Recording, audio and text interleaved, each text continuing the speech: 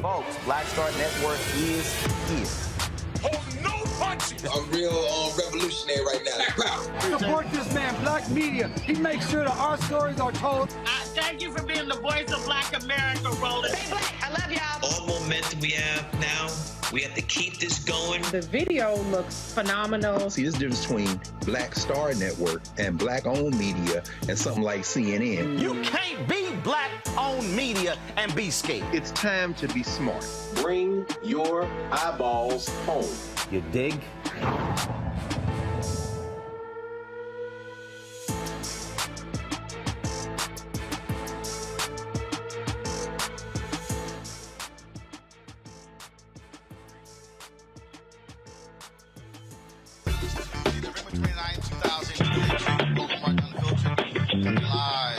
Sandersville, Georgia, on the Black Star Network. 3 days left in early voting all across this state. More than 300,000 folks have already voted. Earlier today, we were with the folks from Georgia Stand Up. We'll show you some of that as they were circumventing the rules, if you will.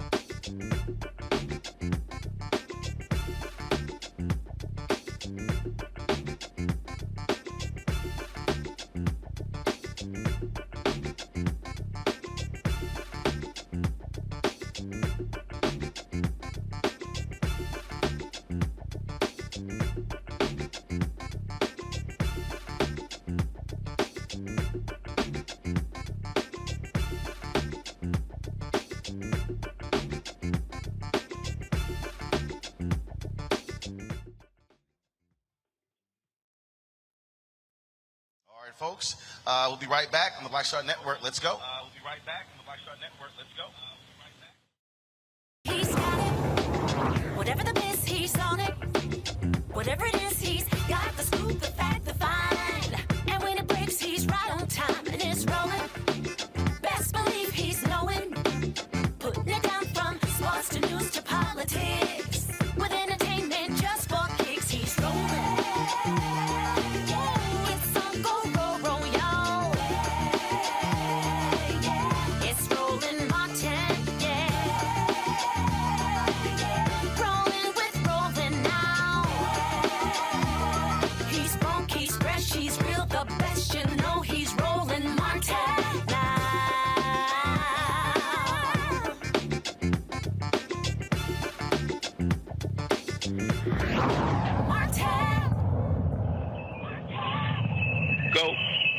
Folks, Georgia has broken the early voting records on Monday. The Senate runoff between, of course, Democratic U.S. Senator Raphael Warnock and Herschel Walker has seen unprecedented voting numbers thus far. Voting locations open in all 159 locations all across this state.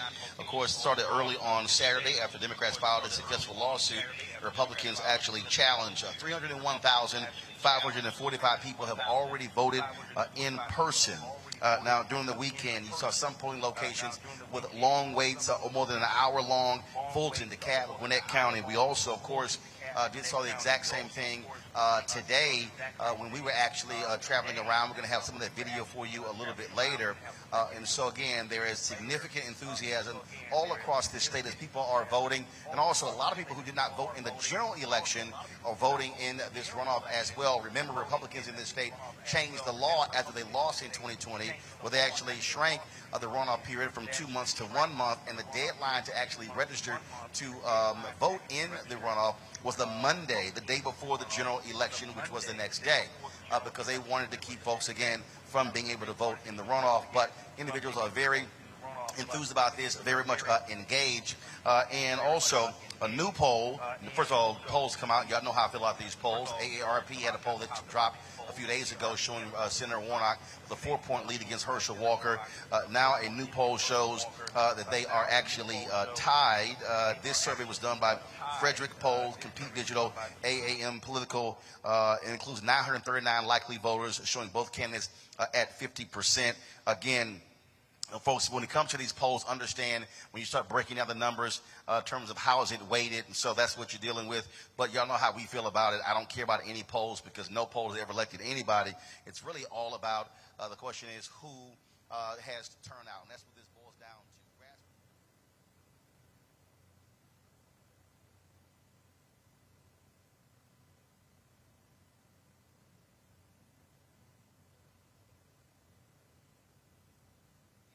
Tasha Cobb, Leonard Israel Houghton, also Bishop Vashti McKenzie, numerous other pastors will be coming in, other entertainers as well, actor Dooley Hill, a number of folks will be traveling to this state and not just going to Atlanta, but really going to a number of different places all across the state, hitting many of the rural areas where there are African-American voters, trying to reach them to turn out. As I said, early voting ends on Friday. The election is on Tuesday, December 6th. And again, there's so much focus and attention on that. Now, the ads you're seeing all around that have been running as well, nonstop on television, also on radio. But there was a new one that the Warnock campaign has released that shows how people are absolutely confused when they listen to Herschel Walker talk about anything. And so if you have not seen this, trust me, this is not an SNL skit. This is not from Comedy Central.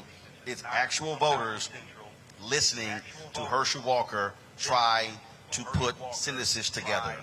Watch. You ever watch a stupid movie late at night hoping it's going to get better, don't get better, but you keep watching it anyway? Because the other night I was watching this movie. I was watching this movie called Freak Night, or some type of night, but it was about vampires. I don't know if you know vampires are cool people. What the hell is he talking about? Is he serious? Is he for real? But I'm going to tell you something that I found out. A werewolf can kill a vampire. Did you know that? What is he talking about? I never knew that, so I didn't want to be a vampire anymore. I want to be a werewolf. Oh, my gosh. He's talking about vampires and werewolves right now. Y'all serious about this, right? So I've been telling this little story about this bull out in the field. What with 6 cows. Earth? And 3 of them are pregnant. There's no substance. There's nothing. So you know you got something going on. It makes me want to laugh, and then it makes me think we're in trouble. But all he cared about is kept his nose against the fence, looking at 3 other cows that didn't belong to him. Now all he had to do is eat grass. This video is ridiculous. That's 35 seconds of my life I'll never get back. Why would I want someone like that leading the state of Georgia? Our good air decided to float over to China, bad air. Unbelievable. So when China gets our good air, their bad air gotta move. It's all the same air. Not only does it make no sense, I don't even understand what he thinks he's saying. So it moves over to our good air spaces.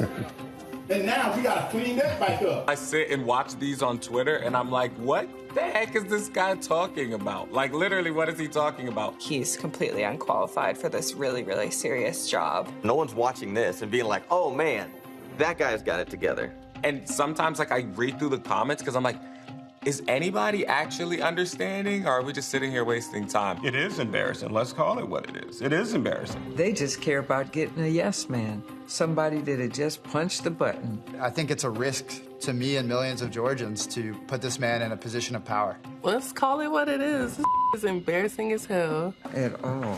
I mean, well, you know, Go. Okay, the sister, she just walked off at the end there.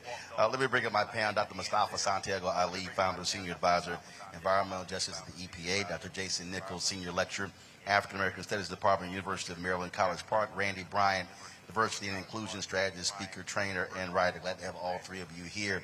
Jason, I want to start with you because Herschel Walker does not talk about issues at all. In fact, I have no idea what the hell he's even talking about. And this is somebody who wants to be one of 100 United States senators in the United States Senate. We already have one of the dumbest people ever who also has ties to football, and that's Tommy Tuberville, former football coach who was a senator from Alabama. And we all know how dumb he is. But when the man was talking about vampires and wolves and something about a bull. Jason, I don't know about you, but he shouldn't even visit the U.S. Senate, much less be elected. Yeah, you know how I feel about this guy for many different reasons. Character, number one. We've had some unintelligent people in public office before, but unintelligent and of poor character is a terrible combination. I don't need to remind anybody about him pulling guns on women and beating people up and not raising his kids. But in addition to that, you know, he and Tommy Tuberville and, you know, Cindy Hyde-Smith and all of these people, it's just ridiculous. It's ridiculous to me that you have a 50-50 race involving Herschel Walker. That's an indictment of the United States of America right now. That really makes me really depressed about where we are as a country. But it's where we are, and we have to hope and pray and hope that everybody comes out and turns out in order to elect Senator Raphael Warnock. The thing here, Randy, and the reason why, I mean, it is laughable when you watch the video, but when you start talking about the kind of issues that are facing the country. The Land Journal-Constitution, I mentioned this yesterday, did a story how he refuses to answer any questions about Ukraine, Russia, the billions of dollars that we have spent. Clearly what's happening, the unrest in Haiti. When you talk about the issue of inflation and gas prices, when you begin to talk about Medicaid expansion, when you begin to talk about health care, I mean, we can go on and on and on. I mean, this is somebody who literally his answer to the issue of capping insulin at $35 is people should eat better. Okay? And we could easily say he should speak better. But clearly he's not going back to school. And it's no laughing matter because this is who Republicans have put up. They do not care. They have no problem with him being there because they know that they will be leading him around like somebody who's blind, and he's just going to go, okay, okay, okay. We know this. We do know it. I mean, it's absolutely obvious that everyone knows that he is unqualified. He can't help lead this country. He couldn't help lead me downstairs to buy a soda. This man is absolutely incompetent. And it's embarrassing that we are a country that we would consider someone like this to lead us. It also shows that the Republicans have no bottom. They just don't care about this country as they, in a way that they should. They have simply gotten a puppet to move about. And I'm just almost speechless. I saw today, to speak of his character, now another daughter is speaking out about how cruel he was to her mother and how he has been absent in her life. And people are saying, you're just saying that because you're against Republicans. This is his daughter. When your own flesh and blood says that you are the scum of the earth, what else do you need? What else needs to be said? And I am flabbergasted that people are voting for him, that we are sitting here on the edge of our seats, having to pay attention to this extremely tight race.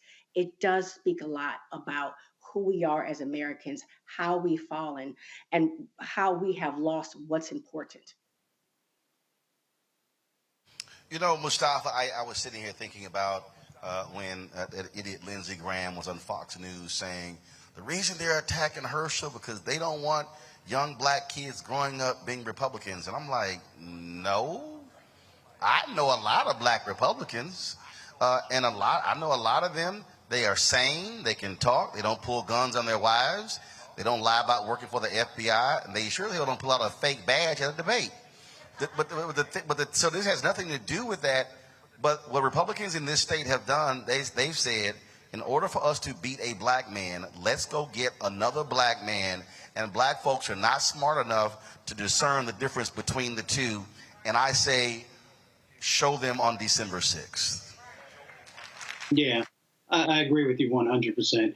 You know, it's really interesting when we look at the candidate that Republicans chose. One, we know that he's a puppet in many instances. We see that when he does interviews, that there is someone to his right and his left in many of those larger sets of interviews that are going on.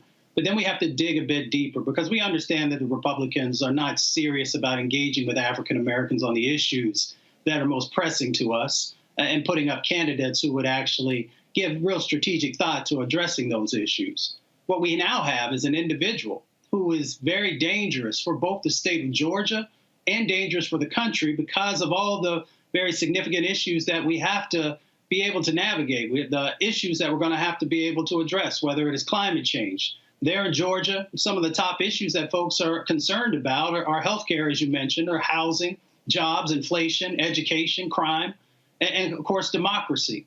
And of course, we also know that Herschel Walker has not been able to articulate any type of definitive policy on any of those issues. So that says, one, that Republicans don't care about those issues that are impacting our communities, and that they're willing to place anyone in that position whom they thought could siphon off some of the votes from Warnock.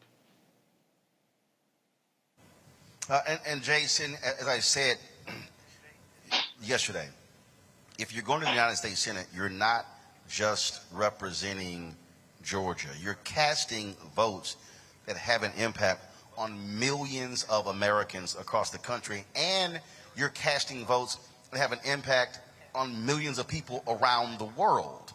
Because United States senators, I mean, we're dealing with international foreign policy issues. You're talking about individuals who are going to be on committees, who are going to be, whose responsibility is dealing with major decisions, voting on federal judges sitting on the bench for a lifetime. And so when you talk about the United States Senate, I mean, the Constitution was written as a way where that was supposed to sort of be at the House of the People's House.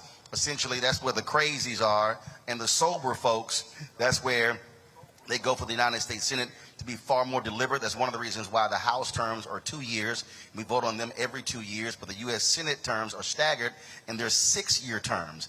And that's one of the things that I keep reiterating, Jason, is that this election is so crucial because whoever wins, they are in that position unless they resign or pass away. They're in this position for the next 6 years.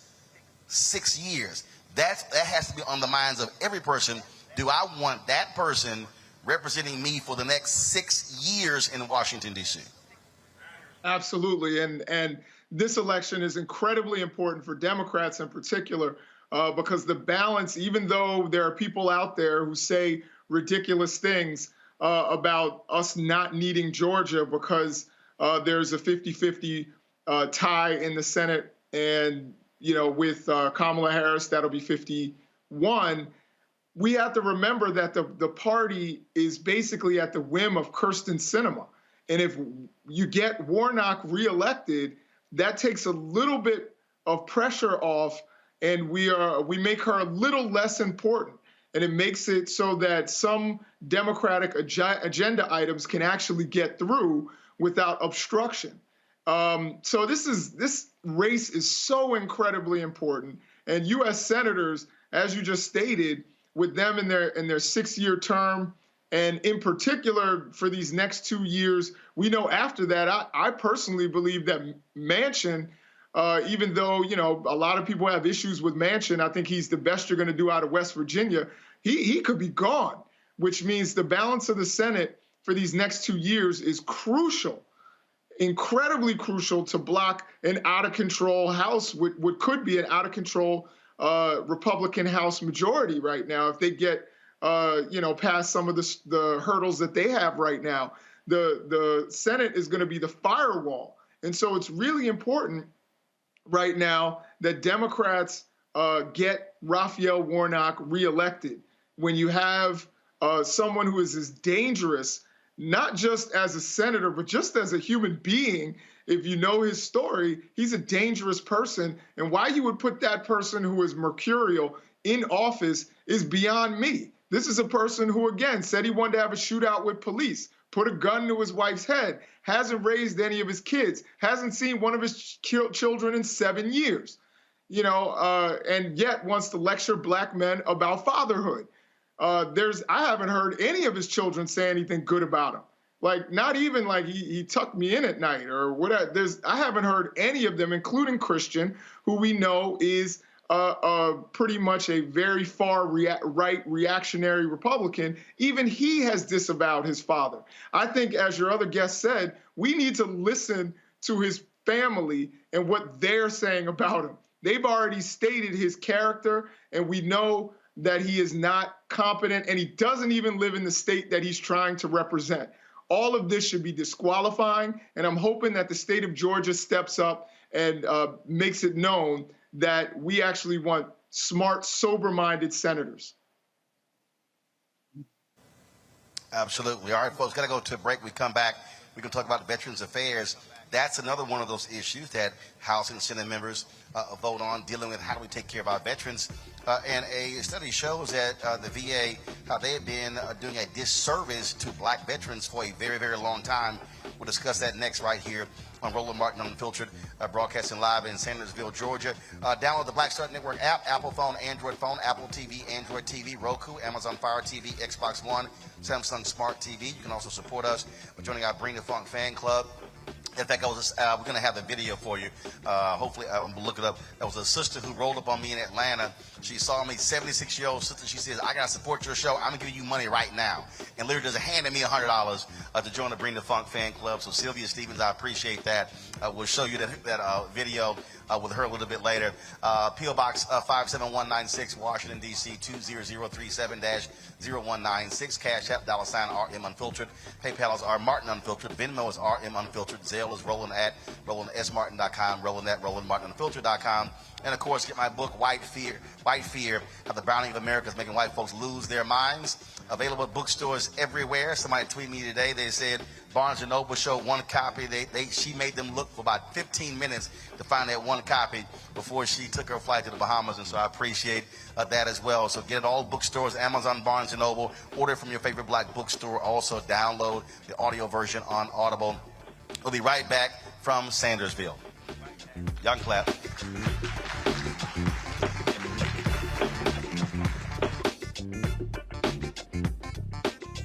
Is it just me?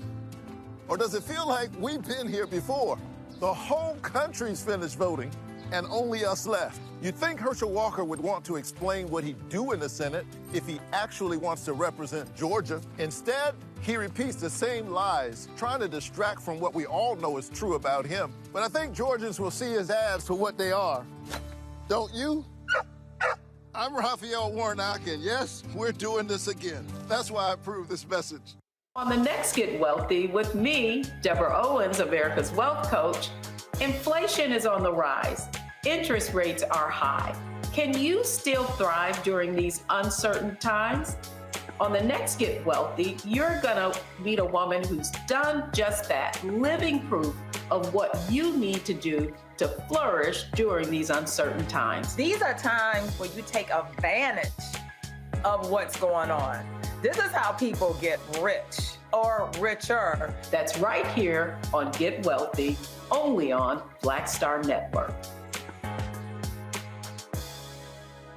Mama always said all skin folk ain't kinfolk. Georgia, we don't need a senator who's against reparations. Reparation teach separation. Slavery ended over 130 years ago. We don't need this. I am with many police officers. And we sure don't need this. I want to be a leader like him. Walker wants to be like Trump and will fight harder for him than he will for us. We don't need a Walker. Paid for by Black Voters Matter Action PAC, not authorized by any candidate or candidates committee. Next on the Black Table with me, Greg Carr, we welcome the Black Star Network's very own Roland Martin, who joins us to talk about his new book, White Fear, how the browning of America is making white folks lose their minds. The book explains so much about what we're going through in this country right now, and how, as white people head toward becoming a racial minority, it's going to get, well, let's just say, even more interesting. We are going to see more violence. We're going to see more vitriol, because as each day passes, it is a nail in that coffin. The one and only Roland Martin on the next Black Table, right here on the Black Star Network.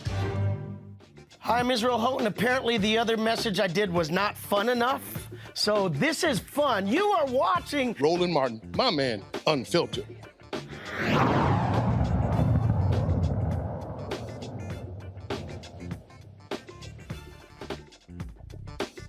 Folks, welcome back to Roland Martin Unfiltered here in Sandersville, Georgia. Glad to be here. We're going to be chatting in a second with some panelists here about this election, what's happening in this state. Glad to see you folks out here as well. Good to see y'all on this Tuesday night. Folks, a black Vietnam veteran is suing the Department of Veteran Affairs for racial discrimination on behalf of Vietnam veteran Conley Monk Jr. Yale Law School's Veterans Legal Services filed a federal lawsuit alleging Monk was repeatedly denied benefits because he is black. The National Veterans Council for Legal Redress obtained records from Veteran Affairs and found the denial rate for disability compensation was 5.3% higher for black veterans. The racial disparity for average acceptance rates was 6.8%. Joining us right now is Adam Henderson and Michelle Frayling from Yale Law School's Veterans Legal Services Clinic. Adam and Michelle, thanks a bunch. So this discrepancy, how does the VA explain why blacks are being denied at a higher rate than white veterans? Hi, good to see you tonight. So the VA hasn't really responded yet. They have administered benefits in a racially discriminatory way for the past, we have data for the past 20 years, but prior to that, there have been widespread speculation that the VA was administering benefits in the VA system. So we're trying to make Conley Monk, our client, whole for being repeatedly denied over the span of his entire life, pretty much, veterans benefits. So this lawsuit is really important in making sure that he's made whole for the harm that the VA caused him. And Michelle, since y'all done this, have you heard other black veterans talking about their experiences with the VA department? Yeah, so Michelle unfortunately can't join us tonight. Michelle, unfortunately, you just got me, unfortunately. But so, yes, we've actually had an outpouring of black veterans who have reached out to us and who have said, this same sort of thing happened to me. And, you know, how can we make it right? And what we're hoping is that if Conley is successful in his lawsuit, that this will open up the legal pathway for more black veterans to file similar lawsuits. And in addition, we hope that the VA will make changes to their system so that more black veterans don't have to go through the same discriminatory system that Conley Monk went through. I mean, this sort of reminds me of the NFL concussion lawsuit, where they were using race norming and how black players were being denied. And so here's a perfect example of black folks who served in the military, supposedly fighting for the country, and the country not taking care of them after the fact. Yes, absolutely. So this is something that Mr. Monk talks about all the time. He served honorably in Vietnam, and he served bravely there. And he has been a hero to many other veterans after returning.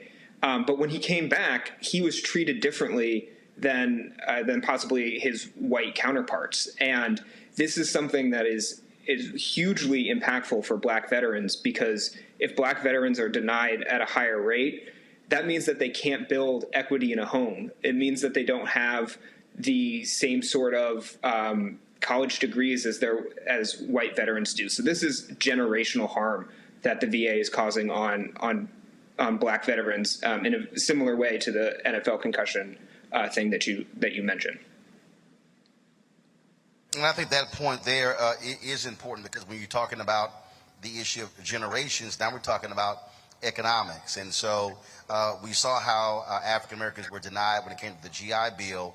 And so here is someone where his family is now being impacted by the VA's decisions today. Absolutely. And so it's a multi-generational harm that the VA caused. And Mr. Monk also filed an administrative claim on behalf of his father, Conley Sr., who served in World War II at the beaches of Normandy, the exact type of veteran who is maintaining our freedom. However, when Mr. Monk Sr. got back, he was again denied benefits by the VA. So this is not just Conley Monk Jr., it's Conley Monk Sr., and it's also affecting Conley Monk III and now Conley Monk IV. There is a whole generational line of Black veterans who weren't able to reap the same benefits as their white counterparts were able to. So it's something that is really important, and we're hoping that the VA uses this as an opportunity to sit up, take notice, and really rectify the problems that are very apparent in the VA. So if folks want to reach out to you with this lawsuit, how do they do so?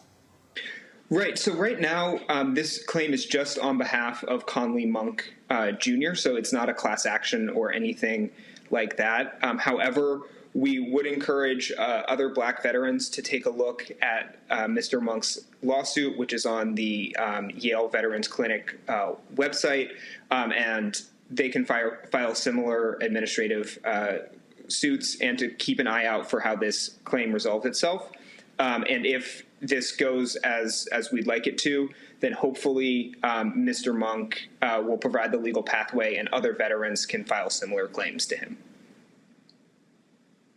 All right, then. Adam Henderson, we appreciate it. Thanks a lot. Thank you so much. Thank you so much. Folks, here's what Veterans Affairs Press Secretary Terrence Hayes said. This issue is unacceptable disparities in both VA benefit decisions and military discharge that is due to racism.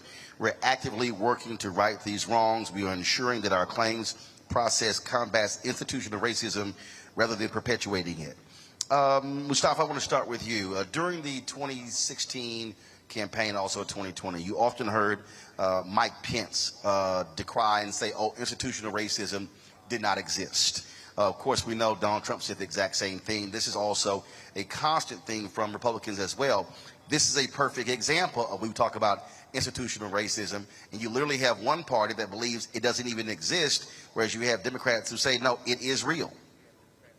Yeah, well, we know Mike Pence and his party aren't going to think that racism exists, because it hasn't impacted them in the same way that it's impacted communities of color. You know, it's interesting that sometimes we don't understand the significance and the scale of the impacts that are going on in relationship to what's happening with our veterans. We have over 2 million Black veterans in our country, going all the way back. There's still a few folks who are still around from World War II, all the way up to our latest sets of wars. So even if it was 10% of the folks, you know, then we're talking about 200,000 or 5%, 100,000. And of course, as was stated, you know, it ties into the generational wealth, but it also ties into power and people being able to actually make the differences inside of their families and inside of their communities. Now, my question is, because when I worked on Capitol Hill, I actually worked on veterans issues, and I heard some of the stories, and then I had the stories in my family. Where has the Inspector General been in making sure there's been real accountability? Because these issues have been raised for a number of years now, and I'm glad that Yale is stepping up and taking the mantle and moving forward. But we also have to ask why this hasn't been addressed in the past. You know, Randy, you work in DEI, and just like, again, you have Republicans who cannot stand, they love, disparaging woke, blaming corporations and saying we've got all the military being woke. They've criticized the first black Secretary of Defense, Lloyd Austin, saying the exact same thing. But you notice you always hear Republicans love talking about the military, kind of quiet about these black veterans. Well, of course they're quiet. And of course they want us to be asleep. I mean, the opposite of woke is asleep. They don't want us to have this information.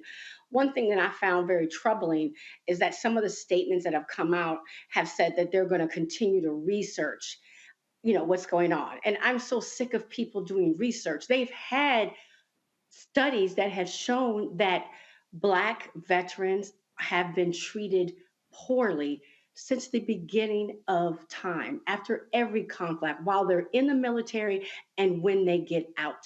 There have been reports that have been published by the Justice Department that have essentially talked about the lynching of Black veterans. And so why do we need to continue to look into it? Why don't we just own it, right? That's what wokeness is. Why don't we just own that there's an issue and fix it? And the reason why it's not being fixed is because so many people don't care.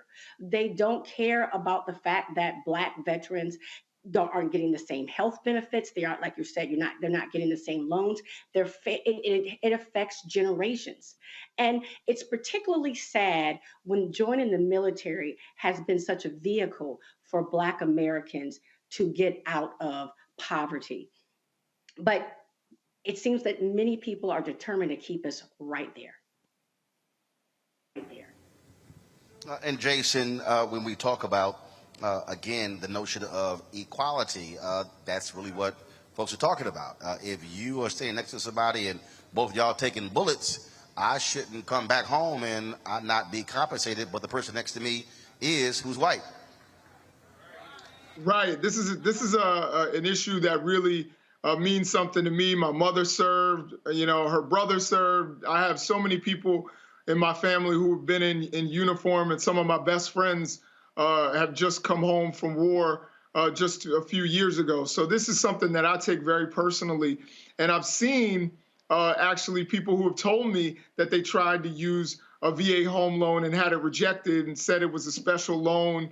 And they've come up with all these hoops where you can't even use your VA home loan. And some of these people are like, what did I get shot at for? What was I going through all this for if I can't even use this to benefit myself and benefit my family and put them in a different place?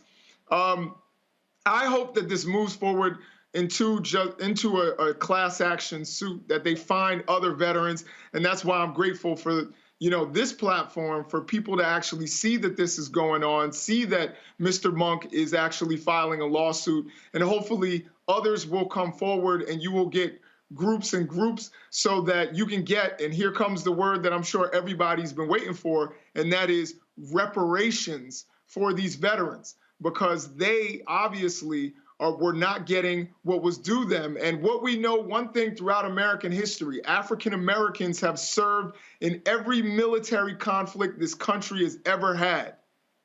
Why is it that our country can't turn around and serve them back? And so we need to rectify that. If, just like Herschel Walker said, well, it was 150 years ago that slavery ended. Well, in that case, we have all of these military conflicts, and we have people who are serving the military right now who are still not being made whole and done right by our federal government. And in terms of a woke military, I just want to say extremism in the military, as you talked about in your book, there's extremism in the military. The people that you see on the cover of your book from January 6th, a lot of them are military veterans. So if the military doesn't get woke, then you're going to end up with all of the things you saw, the foundations of the Ku Klux Klan. Guess what they were? Confederate veterans. What was Lee Harvey Oswald? A Marine Corps veteran. The person who bombed the 16th Street Baptist Church, a Marine Corps veteran. The person, Timothy McVeigh, a Army veteran with Ranger training. So if we don't actually get serious about extremism in the military and maybe get a little bit of that wokeness, then we are going to be in store for more of those kinds of events in the future. Well, absolutely, and you got folks in this country, in this state, who still are trying to hold on to that old past. As I was driving here, we were about 30 minutes away. I don't even know what city we were in. They had this war memorial, and what was interesting, as we were driving by, and I said, "Oh, I guarantee that's a Confederate monument." And then we got to the front, and then I saw it, and it says, "Our Confederate Dead." That was a statue. Now they erected these other monuments. They said World War I, World War II, and Vietnam. They were obviously newer, but clearly the largest one was a Confederate monument. And I said, those are domestic terrorists that this nation and this state is honoring, and that's just a fact. And when you talk about this, the criticism of the military today, you're right. And when a bill went before Congress to combat extremism and these white supremacists in the nation's law enforcement and military, Republicans voted against that bill. Did not want that to be targeted. And so we have to understand that that's what you're dealing with. And so you have people who so-called say, oh, you're not an American, we should honor all veterans, but they don't necessarily love all veterans if they look like us. And so that is a fact there. Going to go to a break. We come back. We got more headlines, and we're going to talk to our panel here in Sandersville, talk about this election. They got lots to say, and look forward to hearing what they have to say about the issues that are important and what they want to see out of their United States Senator. It's Warnock Walker here in Georgia. 3 days before early voting ends, the election is on Tuesday, December 6th. We'll be right back on Roland Martin Unfiltered right here on the Black Star Network.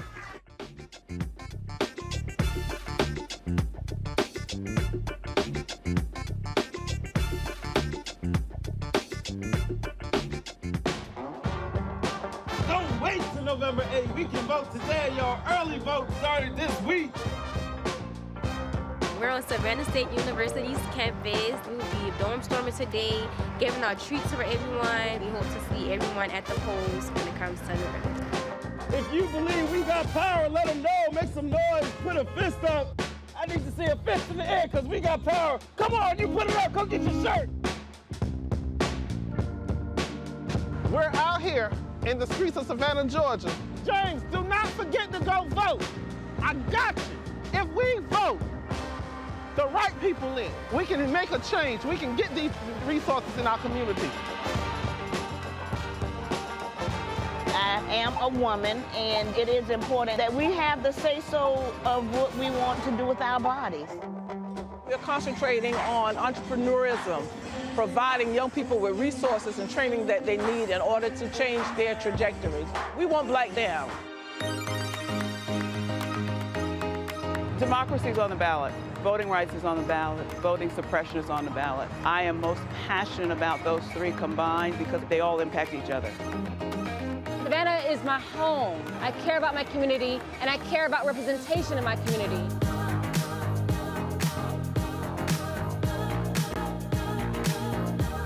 Our voices are still going to be heard no matter what kind of obstacles try to come up against us to stop us from voting. We're still going to be standing our ground.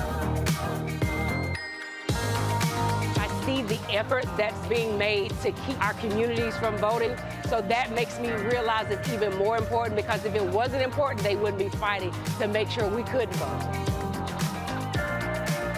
This doesn't stop this year. This is a forever movement. We're going to exert our power as a people, walk in our rightful place. We're going to change our communities, fight for our communities, and build our communities.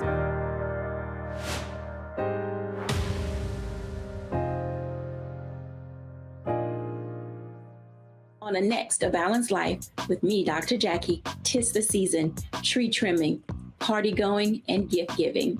And I don't know about you, but for me, sometimes it can be overwhelming, and sometimes it's just downright exhausting.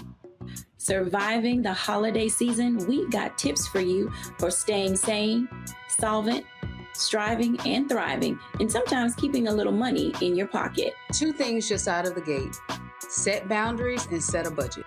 On a next A Balanced Life right here on Black Star Network with me, Dr. Jackie. Hi, Hi, I'm Teresa Griffin. Hi, my name is LaToya Luckett, and you're watching Roland Martin Unfiltered.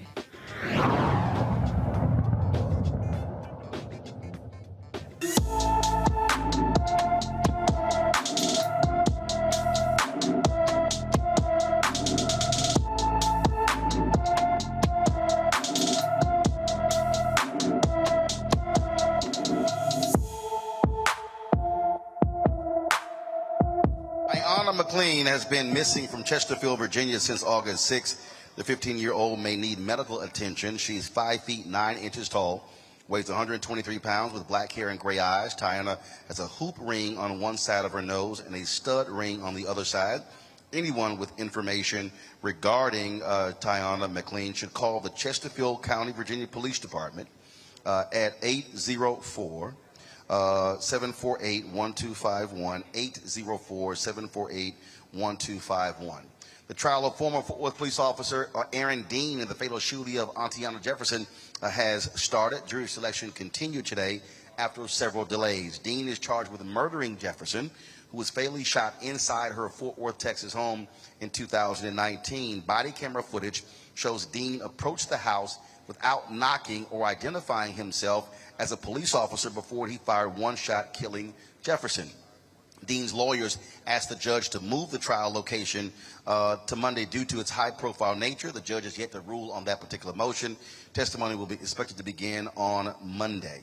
2 Colorado police officers are indicted after the fatal shooting of a man who called 911 for help.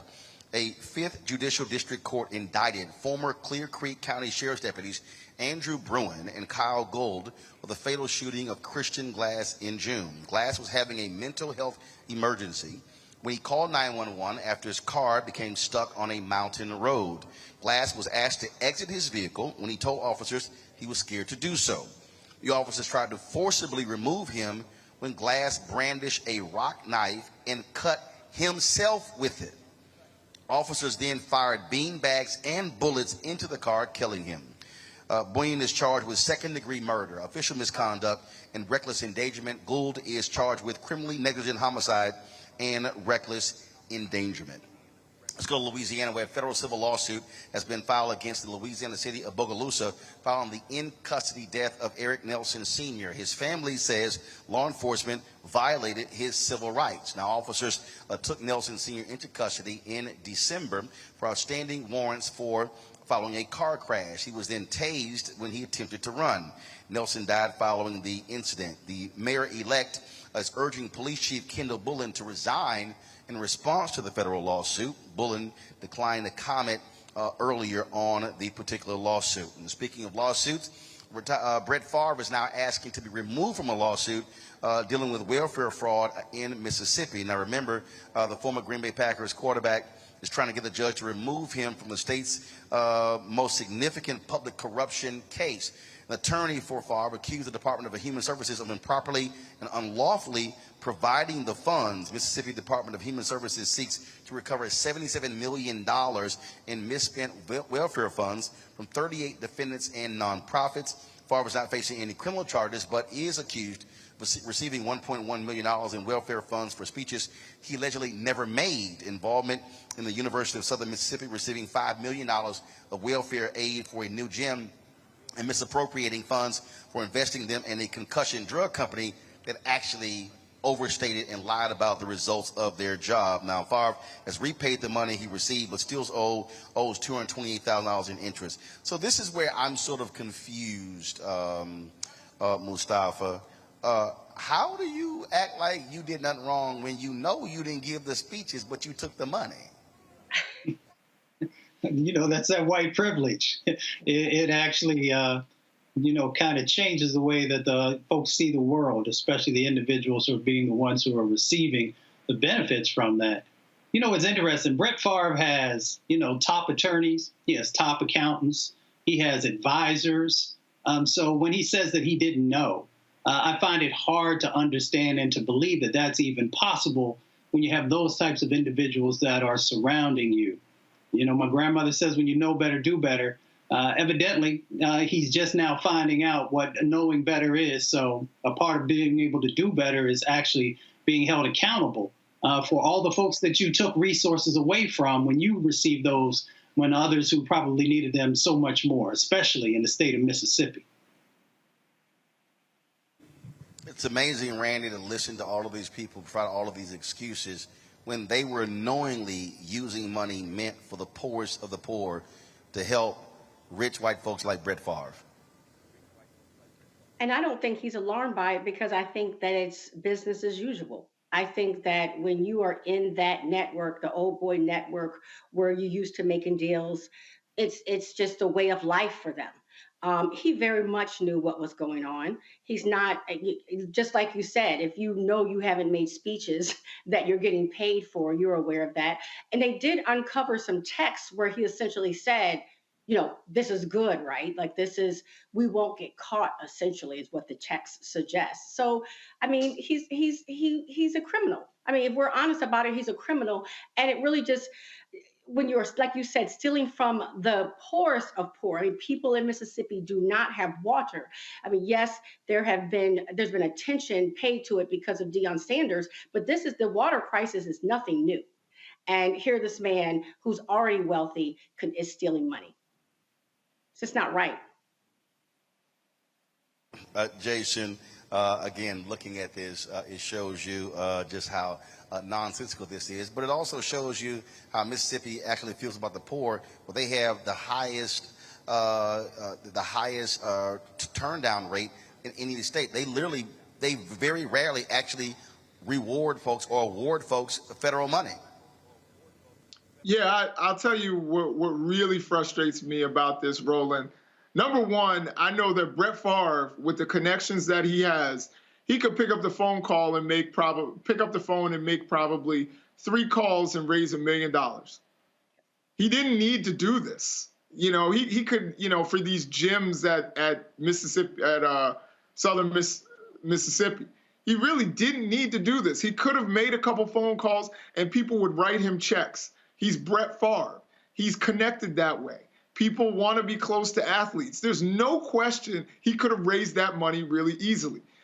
The other thing is, I recall Jameis Winston stole allegedly something like $20 worth of crab legs.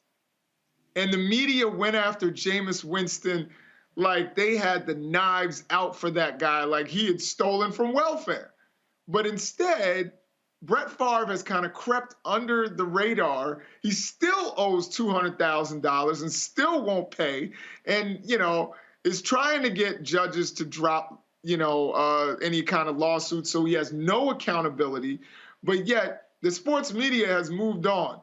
But for months they went after Jameis Winston over some crab legs. Now, I'm not saying he should have taken the crab legs, not sure that he actually took them or not. But the point is, the way we talk about black athletes for these small issues versus someone like Brett Favre, who, again, there's no talk about, you know, we see Barry Bonds is probably not going to make the Hall of Fame. No one's talking about, hey, should Brett Favre be in the Hall of Fame after he took all of that money from the poorest citizens in the poorest state? I haven't heard anybody think about that. All of a sudden, it's all about what happened on the field. So, you know, all of this kind of frustrates me. But, you know, these are the things, as Mustafa said, you know, that people like Brett Favre seem to get away from. And I don't even know if we can call Brett Favre white. He looks pink to me. You know, he's always looks flushed. But whatever he is, he seems to get away with these things. The orange is he's a big Donald Trump supporter. Yes. Right, exactly. Right, exactly. There you go.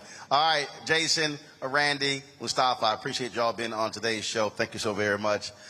Folks, when we come back from our break, we're going to talk to our panel here in Sandersville, Georgia, about this campaign, what they're seeing, what they're hearing. And I definitely want to know how people in this city excited to vote and what is happening. Are folks really focused on this runoff election between incumbent Senator Raphael Warnock and Mushmouth? We'll be right back on Roland Martin Unfiltered on the Black Star Network.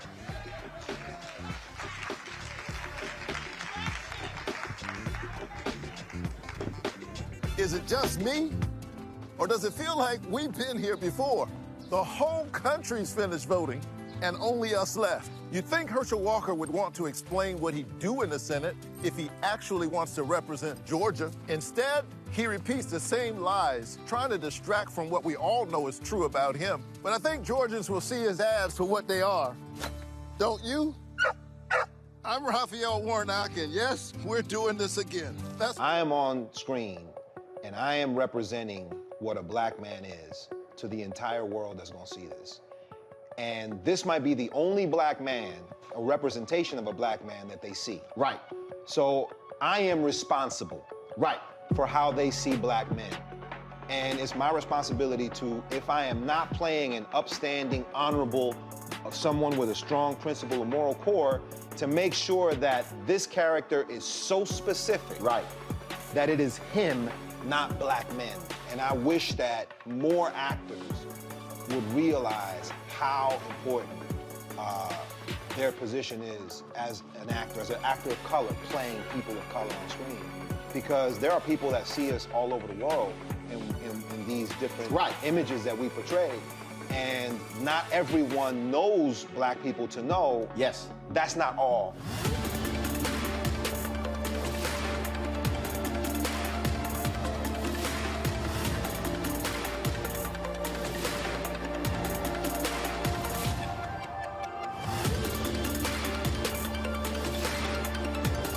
Carl Payne pretended to be Roland Martin. Holla! Hi, I'm Chaley Rose, and you're watching Roland Martin Unfiltered.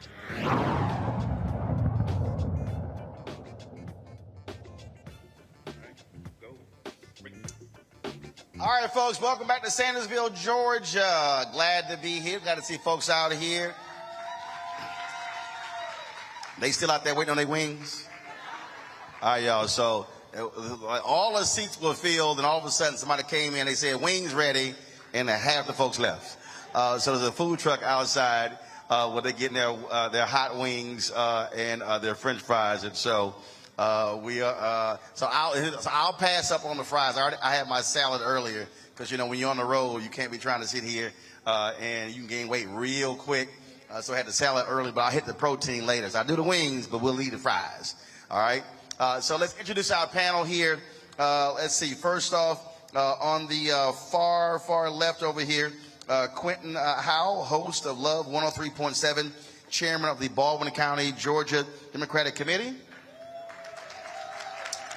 Cassandra Worthen-Jackson, community activist, owner, Reliable Transport, Level Up. First of all, how many titles we got here? Okay, we got Reliable Transport, Level Up Tax Prep, and Saucy Seafood and more. What's more? We already got 3 different things right here. Tabitha Johnson Green, Democratic nominee for Georgia's 10th Congressional District. Christy Jenkins, Washington County, Georgia School Board, District 2 elect.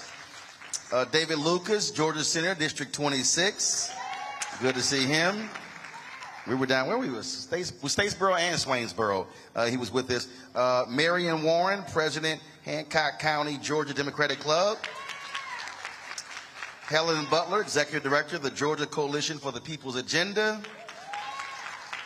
Lakeland Barnes, County Coordinator, Georgia Shift. All right, glad to see everybody here. I started with this last night, and I would love to get just y'all thoughts on this. Folks, let me know if y'all have that. Get that soundbite ready when Mushmouth was talking about 18 to 30-year-old voters.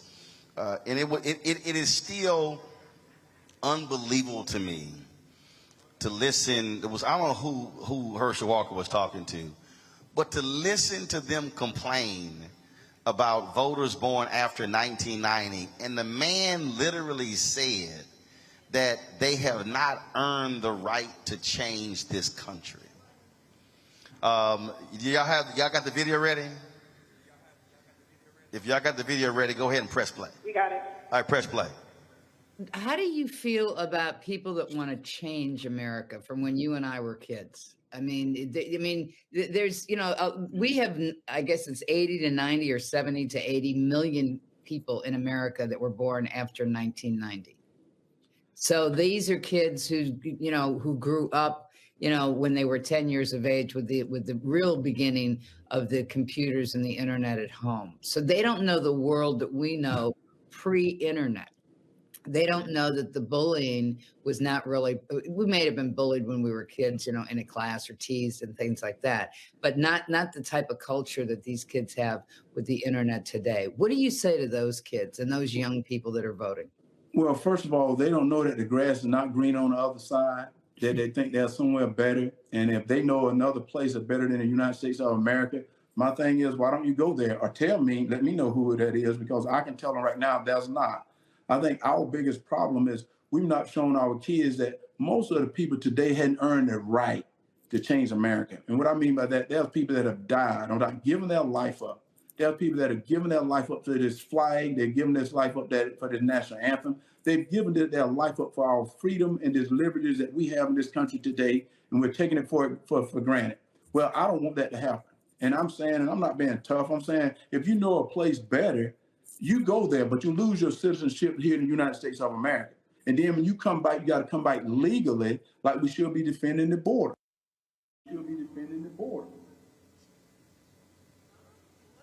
Okay,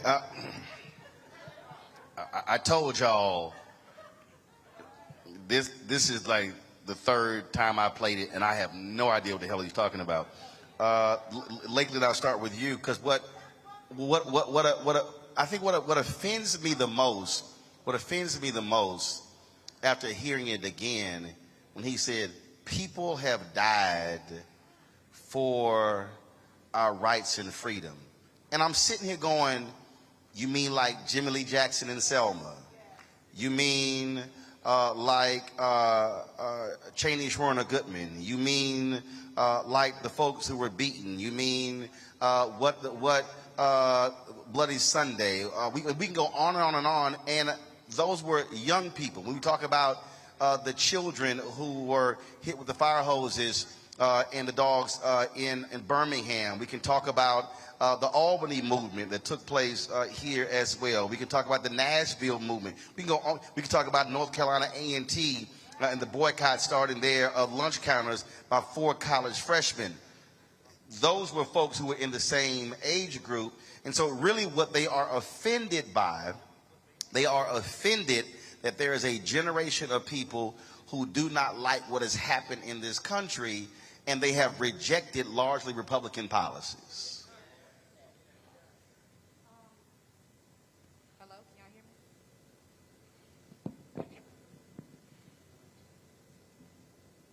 Can y'all hear me now? Okay, that's better. That's better. I think the thing that upsets me is the audacity of him to say, you know, that we don't have a right to change the country when we're the ones inheriting the country. So we're going to be the ones who live, because he's 60 years old. The average lifespan for a male in America, especially a black man, is no longer than 80. So for you to say that we don't get to change this country when you're not going to be the one to see the repercussions of your actions is baffling to me. And I think that also speaks to how young people don't feel comfortable enough to vote now. When you tell us we don't have the authority to change our country, when you tell us that our voice doesn't matter, we take that and we run with it. Because if you're telling us our voice don't matter and then you suppress our votes, you're not just telling us, but you're showing us that we don't matter. And if you want to see a different America, you have to include young people, because we're the ones who are going to build the infrastructure. We're the ones who have the energy. We're the ones who can go and do the things that our older people cannot do. You know, you all give us the wisdom, but we put the power behind the wisdom. So when you neglect us, you're neglecting not just us, but the generation before us. And so for him to say what he said just lets me know that he's not a progressive person, and that he's not even someone who actually cares about bettering America. He simply cares about pandering to people to get votes. Because what he said did not make a lick of sense.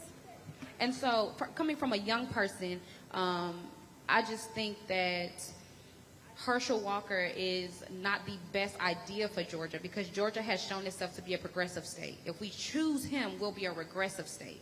And I don't think that's what Georgia wants. But Helen,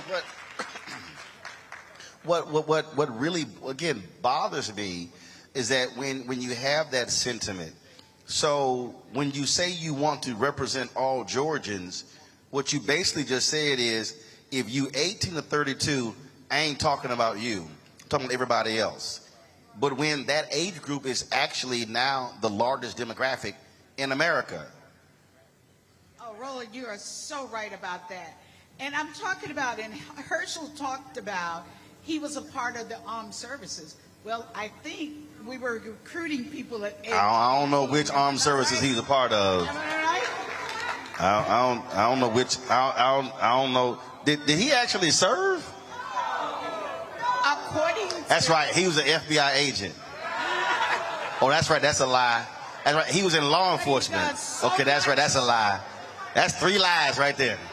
But he does so much for veterans, and the idea is, if you're going to talk about people, all people, and represent all people, you can't leave out anyone in this country.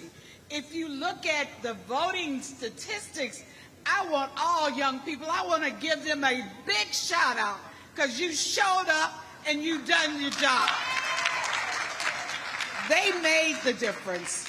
You named all the children in the civil rights movement. I worked with a lot of the civil rights giants, Dr. Lowry, C.T. Martin, John Lewis, all of those. But the idea was young people gave their lives for this country to make a difference. The little girls bombed in Birmingham. So it's all of those, Jimmy Lee Jackson, all of those that have made a difference. And you see young people now that are standing up. And like Mary Pat Hector, these young people here that are standing up to make a difference for their country. Let's ask Herschel, is he going to stand up and make a difference? Christy? I think for me, young people are needed. And I know for me, just growing up, all I've ever seen, even in the history books that I've learned, all I've ever seen were young people in action. All I've ever seen, the images that stand out to me are images of children, 4, 5, and 6, all the way up to 16, 17, and 18. Like, you have people taking walkouts during school or whatnot to stand up for what they believe in. And for him to just sit up here and say that that particular age group does not matter, it again shows another level of his ignorance. The Bible speaks a lot of the strength of the young men, and or the strength of the young, and to put down this particular age group that is absolutely necessary, to what my sister was saying, to push forth our freedom, to push forth things that we believe in, to push forth our voting rights. We have the wisdom that comes from the elders, but we have the strength that comes from this particular age group that he's putting down. So I think that this just shows one more time of his ignorance and his lack and his inability to do this job effectively. When we start talking about these issues, and folks, let me know, control room, when y'all have that soundbite of Newt Gingrich. Newt Gingrich did an interview where he literally was talking about how Herschel is the type of African American needed. I'm Lord have mercy. Lord have mercy. But look, baby, Newt, he's still stuck. Remember, he's the same one left the wife in the hospital, left her for the side piece while the wife was in the hospital. But that's how Newt rolls. And the thing for me, again, when we talk about the issues, Marion, I want to speak to this again. You're hearing one candidate literally talk about the issues that people are dealing with: Medicaid expansion, lack of health care, what's happening, broadband access in rural America. And then you have another one who's talking about nothing, like zero, like no attempt at all to speak to the issues of residents. What do you want to hear that you're not hearing?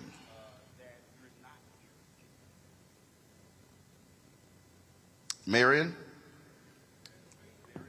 Or Quentin, you can answer that too.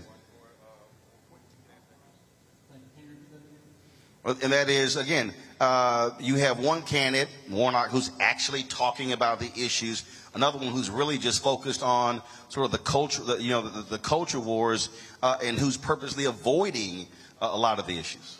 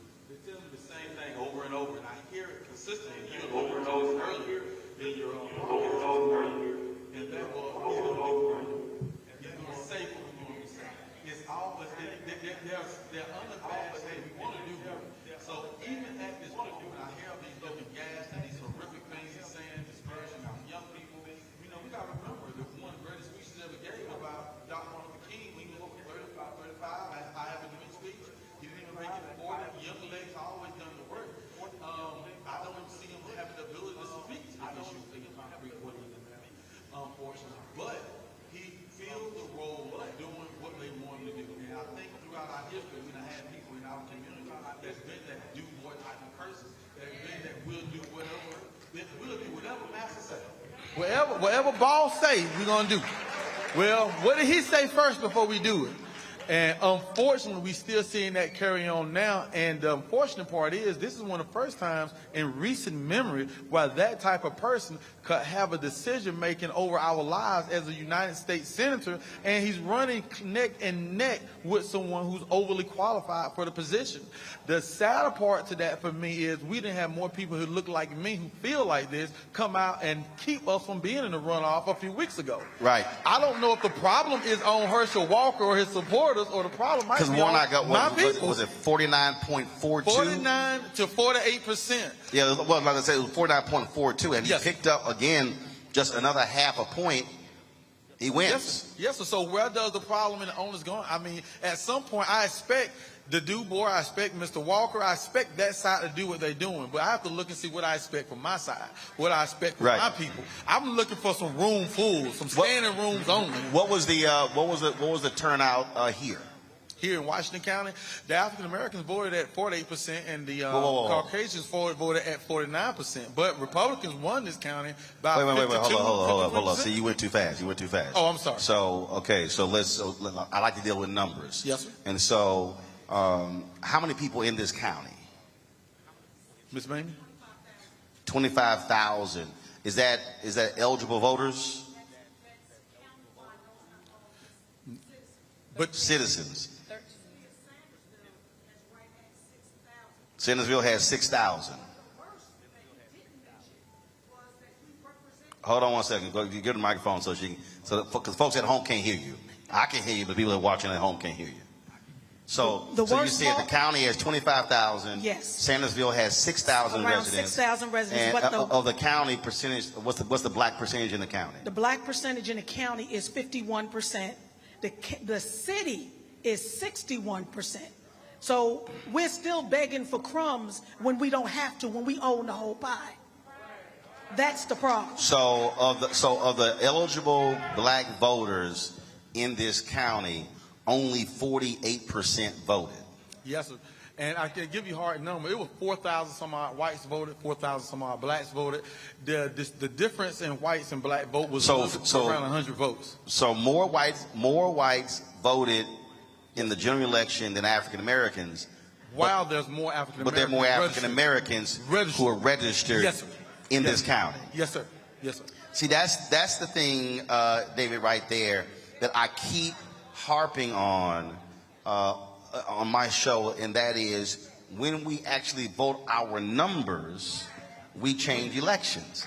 If we are voting at 65, 70, 75%, because the reality is every election in terms of nationally, there are more white voters than everyone else. Last election, it was about 71% of the total electorate were white, which means that we have to over-index, meaning we can't vote the same as them. If we vote at 65, 70, 75%, we change elections. And so, what does it take to, your thoughts, to get us there? I mean, is it a matter of, again, just, more grassroots action? But what is it to get us there, because there's no way in the world you should have a majority, but then you don't have a majority of the folks voting.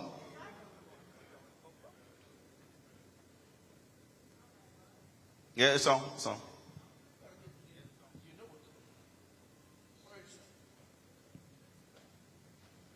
All right, let's switch. Let's take the second microphone right there. Now, didn't y'all test on these microphones? What we've got to do is turn out like we did back in the days when the dog was sick on us. We marched and said we ain't gonna let nobody turn us around. We were serious then, and black folks knew the dangers of it, even though it wasn't so-called all educated people. There were people who were maids and janitors that they couldn't afford to lose a job and was sick and tired of being sick and tired. And I always said, boots on the ground, where you knocking on doors and finding out whether John voted or whether Miss Jane voted. You get them and you haul them to the poll and sit there with them, go in there and vote, and if you need some help, I help. But more than that, Roland, we looking at a person. I cringe every time I see him on television and they put a mic in his face. I played football, and I was pretty good at it. But I got a concussion. Right.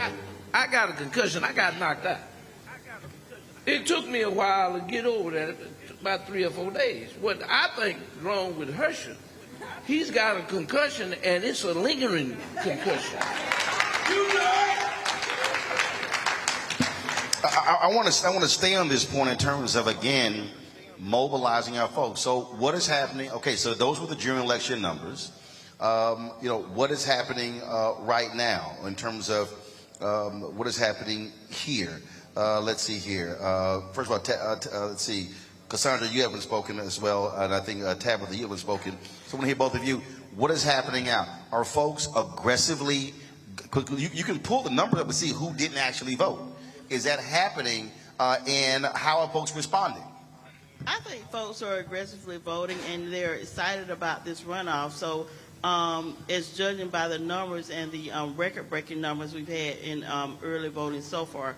So people are excited, especially our 18 to 24-year-olds. They're coming out in record numbers because they're realizing the importance of voting, and they're realizing that the vote is our voice, and that they can change the trajectory of future generations to come by voting.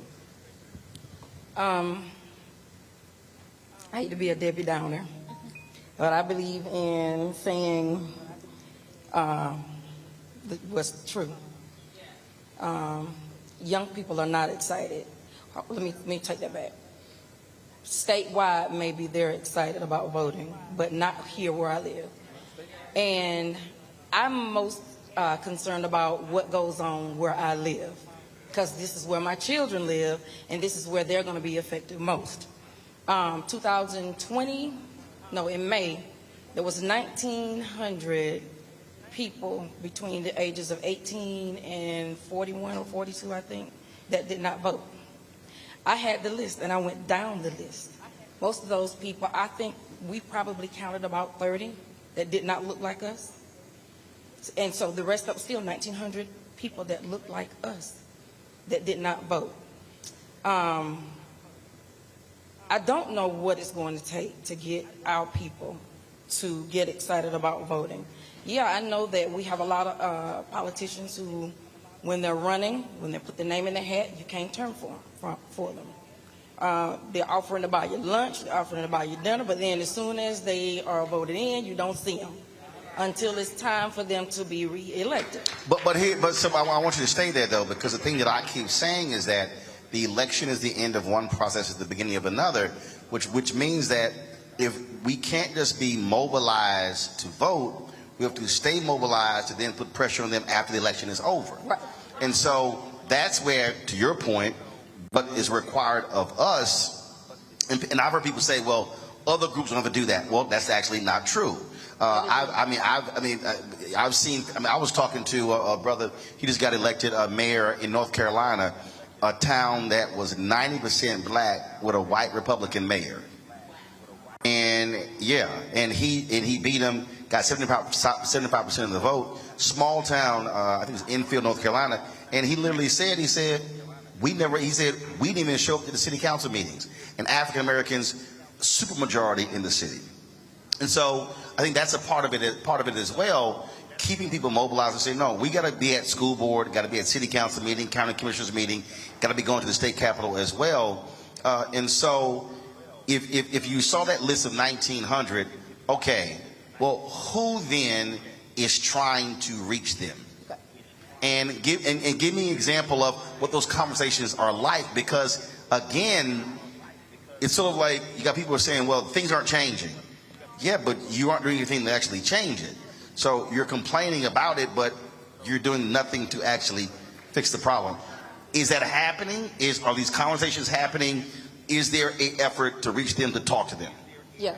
Well, I can say. She said yes. Somebody down here said no. Okay. So I can say that yes, I am. I am actually I serve right now with the Georgia Democratic Party, but that's as much as I can say from that on that. I organize with the NAACP. Used to organize with NAACP with our local Democratic Party, and we push heavily. Hey, let's get out the vote. But unfortunately, and I'm just going to say it like it is, we can't get people out unless we order a plate of food. Yeah, it's like we have to offer them an incentive. But, and when Herschel said, you know, young people don't have the right to vote, it is from where I'm sitting now, young people have never had to ask, can I have a drink of water? Can I come through the front door? So it's like they don't have a reason. There's nothing that they can see right now where I need to go vote. There's nothing. So I don't know. Quentin T. Howell and I don't know. I've just reached the point where I just don't know. Oh, yeah, go ahead. I do want to speak on that as well. The young people that I've engaged with, they are excited. They want people to listen to their concerns and their needs. And so I am that listening ear. And also, they want people to feel like they care about their needs and their interests. So the young people that I've engaged are excited about voting, those 18 to 24-year-olds, all the way up to 30. And actually, I've talked to a lot of young people that are interested in the political process and want to start groups here in Washington County to encourage more Democratic voters. Well, and I think part of the thing is that what we have to do is, and this really is a piece. First of all, if you look at the numbers, more black voters, older black voters, 65 plus, self-identify as Democrats. If you go down the number, folks no longer self-identify. That's just a fact. But then when you also look at the same numbers, who votes the highest? 65 plus. As you go down, that number drops. And so I think what has to happen is, I think our conversation can't be young voters don't care. That also says to me that those who birthed them did not also do what they were supposed to do, which now means we now have to not have a they don't care about voting conversation, but have strategies on what we have to do to get them to care. You want to go ahead and speak? Yes, sir. You stole part of my thunder, because I think we forget what a young voter is. I think we completely forget that is. And you just said that the average age of a voter is 65 years old. If you're 45, you're considered a young voter. I mean, you know, being realistic, and no, if you look at the numbers in the state of Georgia, the midterm election, if you look in the 2020 election, and where we break it down from the Democratic standpoint or political standpoint, 29 to 18 or 39 to 30. It's very, very low numbers across the board. We have multiple problems. Not saying we don't have pockets of young people. We're not saying we don't have pockets of our seniors or other people who are engaged that get certain ones there. God bless their hearts. But overall, no. You can't even expect a lot of politicians to put a lot of emphasis on I don't know, a group of 25-year-olds when he might get 10 people out of there in an hour, where he can get 35 out of Oh, a very group true. of 65. I remember I interviewed. Big numbers. I remember I interviewed then Congressman Jesse Jackson Jr. And there were a group of young voters who came to him, and they said, "Man, if you don't do this, we're gonna put you out of office." He said, "I don't give a damn what y'all think." You don't vote. He literally said, "You see that building right there?" And it was a high rise. He said, "It's a bunch of old people in that building." He said, "All them vote." He said, "Y'all ain't gonna do nothing. I listen to all of them." He said, "Because they gonna roll up in they walkers, in they scooters, in they oxygen tanks." He said, "They gonna vote." And the young voters got upset, and he was trying to explain to them, he said, if you are not actually voting your numbers, no one will actually listen to you. Exactly. But I want to put it in context, and you want to jump in. So you mentioned 1900. So let me put this in context. Biden-Harris wins Georgia by 11,000 votes. That list that you gave represents almost 20% of their victory. And I think that's because I think what happens is, and I guarantee you somebody in here is thinking, man, look, it's only 25,000 people in the county. It's only 6,000 in the city. Obama wins North Carolina in 2008 by 14,100 votes. Sherry Beasley loses the Chief Justice of the Supreme Court in North Carolina in 2020 by 401 votes.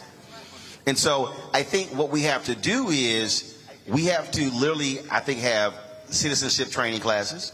I think we have to go back to the basics, and we got to stop assuming that people learn civics in school, because on my show every day, I'm walking people through who have no idea how this is connected to this, is connected to this. And I think the education piece is a part of that. Go right ahead.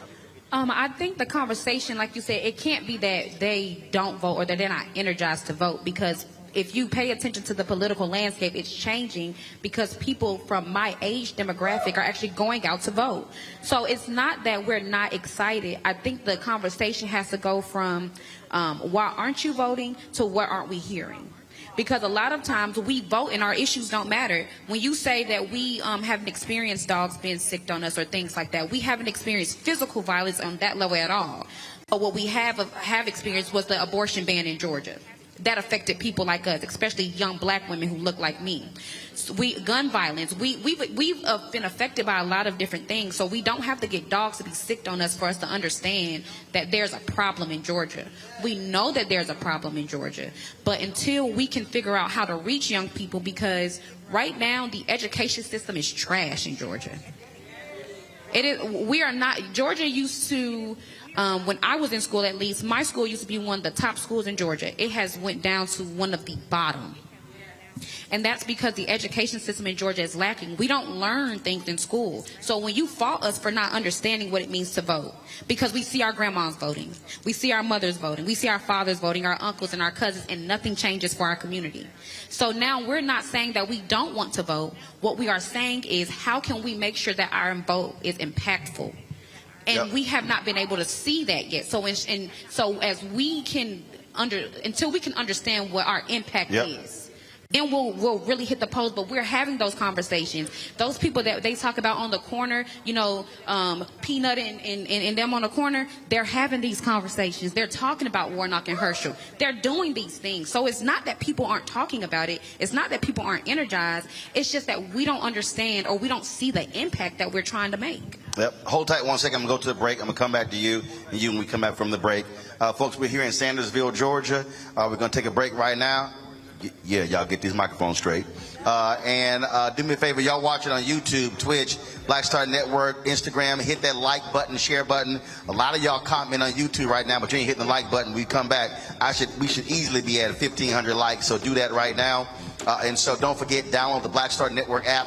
Apple phone, Android phone, Apple TV, Android TV, Roku, Amazon Fire TV, Xbox One, Samsung Smart TV. You can also support us by joining our Bring the Funk fan club.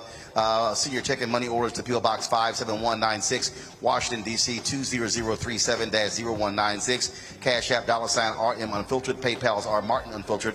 Venmo is RM Unfiltered. Zelle is Roland at RolandSMartin.com. Roland at RolandMartinUnfiltered.com.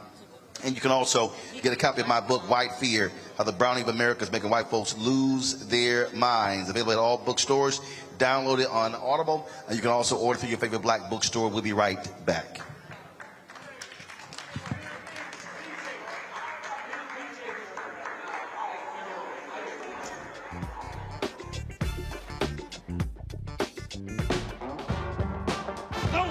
November 8th. We can vote today, y'all. Early vote started this week. We're on Savannah State University's campus. We will be dorm storming today, giving out treats for everyone. We hope to see everyone at the polls when it comes to November. If you believe we got power, let them know. Make some noise. Put a fist up. I need to see a fist in the air because we got power. Come on, you put it up. Come get your shirt. We're out here in the streets of Savannah, Georgia. James, do not forget to go vote. I got you. If we vote the right people in, we can make a change. We can get these resources in our community. I am a woman, and it is important that we have the say-so of what we want to do with our bodies. We're concentrating on entrepreneurism, providing young people with resources and training that they need in order to change their trajectories. We want Black down. Democracy is on the ballot. Voting rights is on the ballot. Voting suppression is on the ballot. I am most passionate about those three combined because they all impact each other. Savannah is my home. I care about my community, and I care about representation in my community.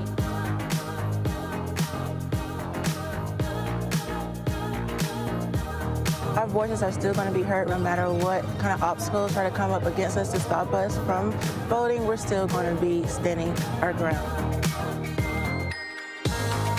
I see the effort that's being made to keep our communities from voting, so that makes me realize it's even more important, because if it wasn't important, they wouldn't be fighting to make sure we could vote. This doesn't stop this year. This is a forever movement. We're going to exert our power as a people, walk in our rightful place. We're going to change our communities, fight for our communities, and build our communities.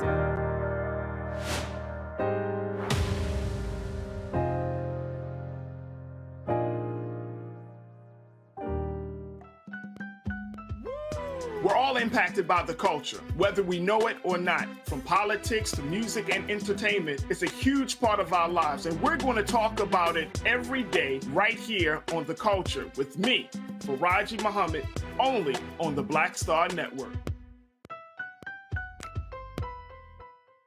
Mama always said all skin folk ain't kinfolk. Georgia, we don't need a senator who's against reparations. Reparation teach separation. Slavery ended over 130 years ago. We don't need this. I am with many police officers. And we sure don't need this. I want to be a leader like him. Walker wants to be like Trump and will fight harder for him than he will for us. We don't need a Walker. Paid for by Black Voters Matter Action PAC, not authorized by any candidate or candidates committee. So this is Roger Bob. I got a message for Roland Ascot Martin. Buddy, you're supposed to be hooking me up with some of these mascots. I'm sorry, ascots that you claim to wear. Where's mine, buddy? Hey, yo, Peace World. What's going on? It's the Love King of R&B, Raheem Devon, and you're watching Roland Martin Unfiltered.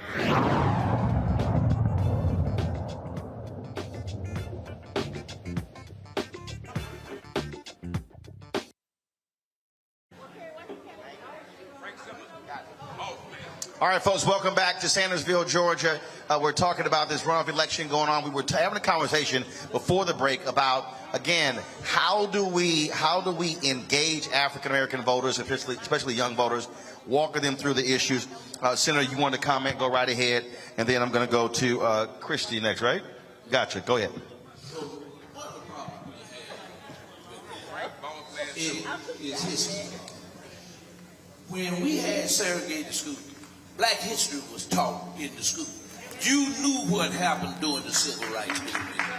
You saw it on black and white television in Birmingham with Bull Connor and the German shepherds being sick on the folks and the fire hose. You knew about the bombing in Birmingham.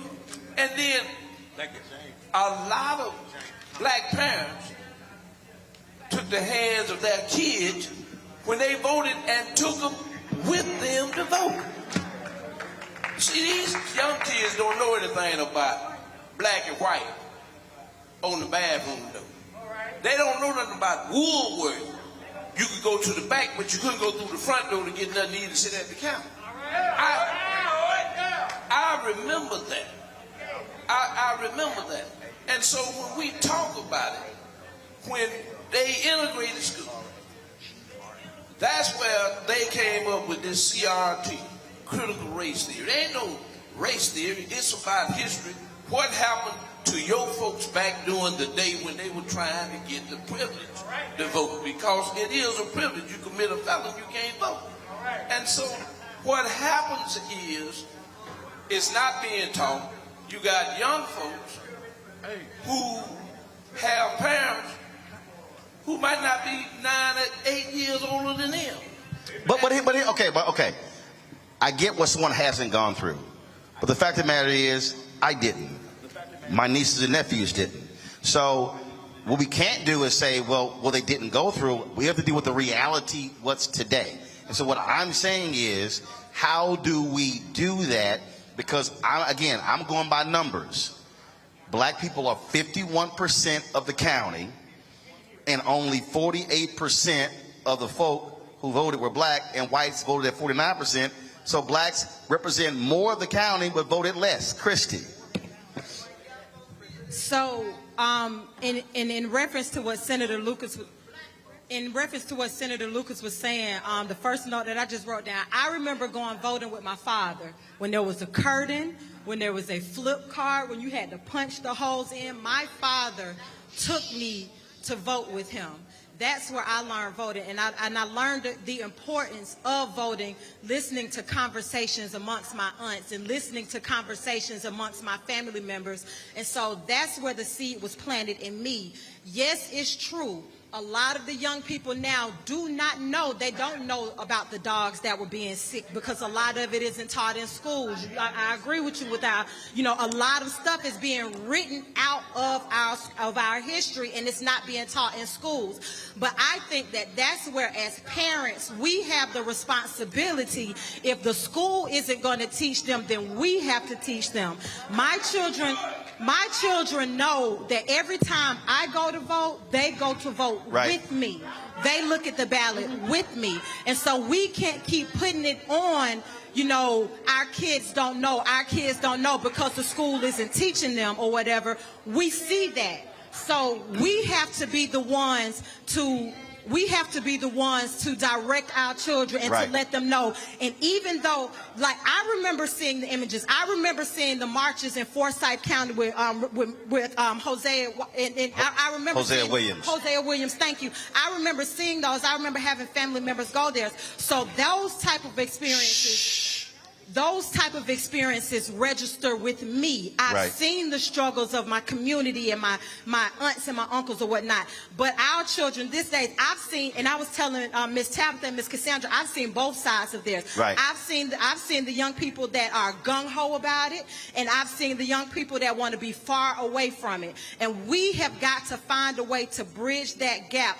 We have got to give them a buy-in. We have got to find things to show them because even though they're not having dogs sicked on them, they're having rules and regulations and rights taken away from them. And that's the thing. First of all, Helen, let's be real clear.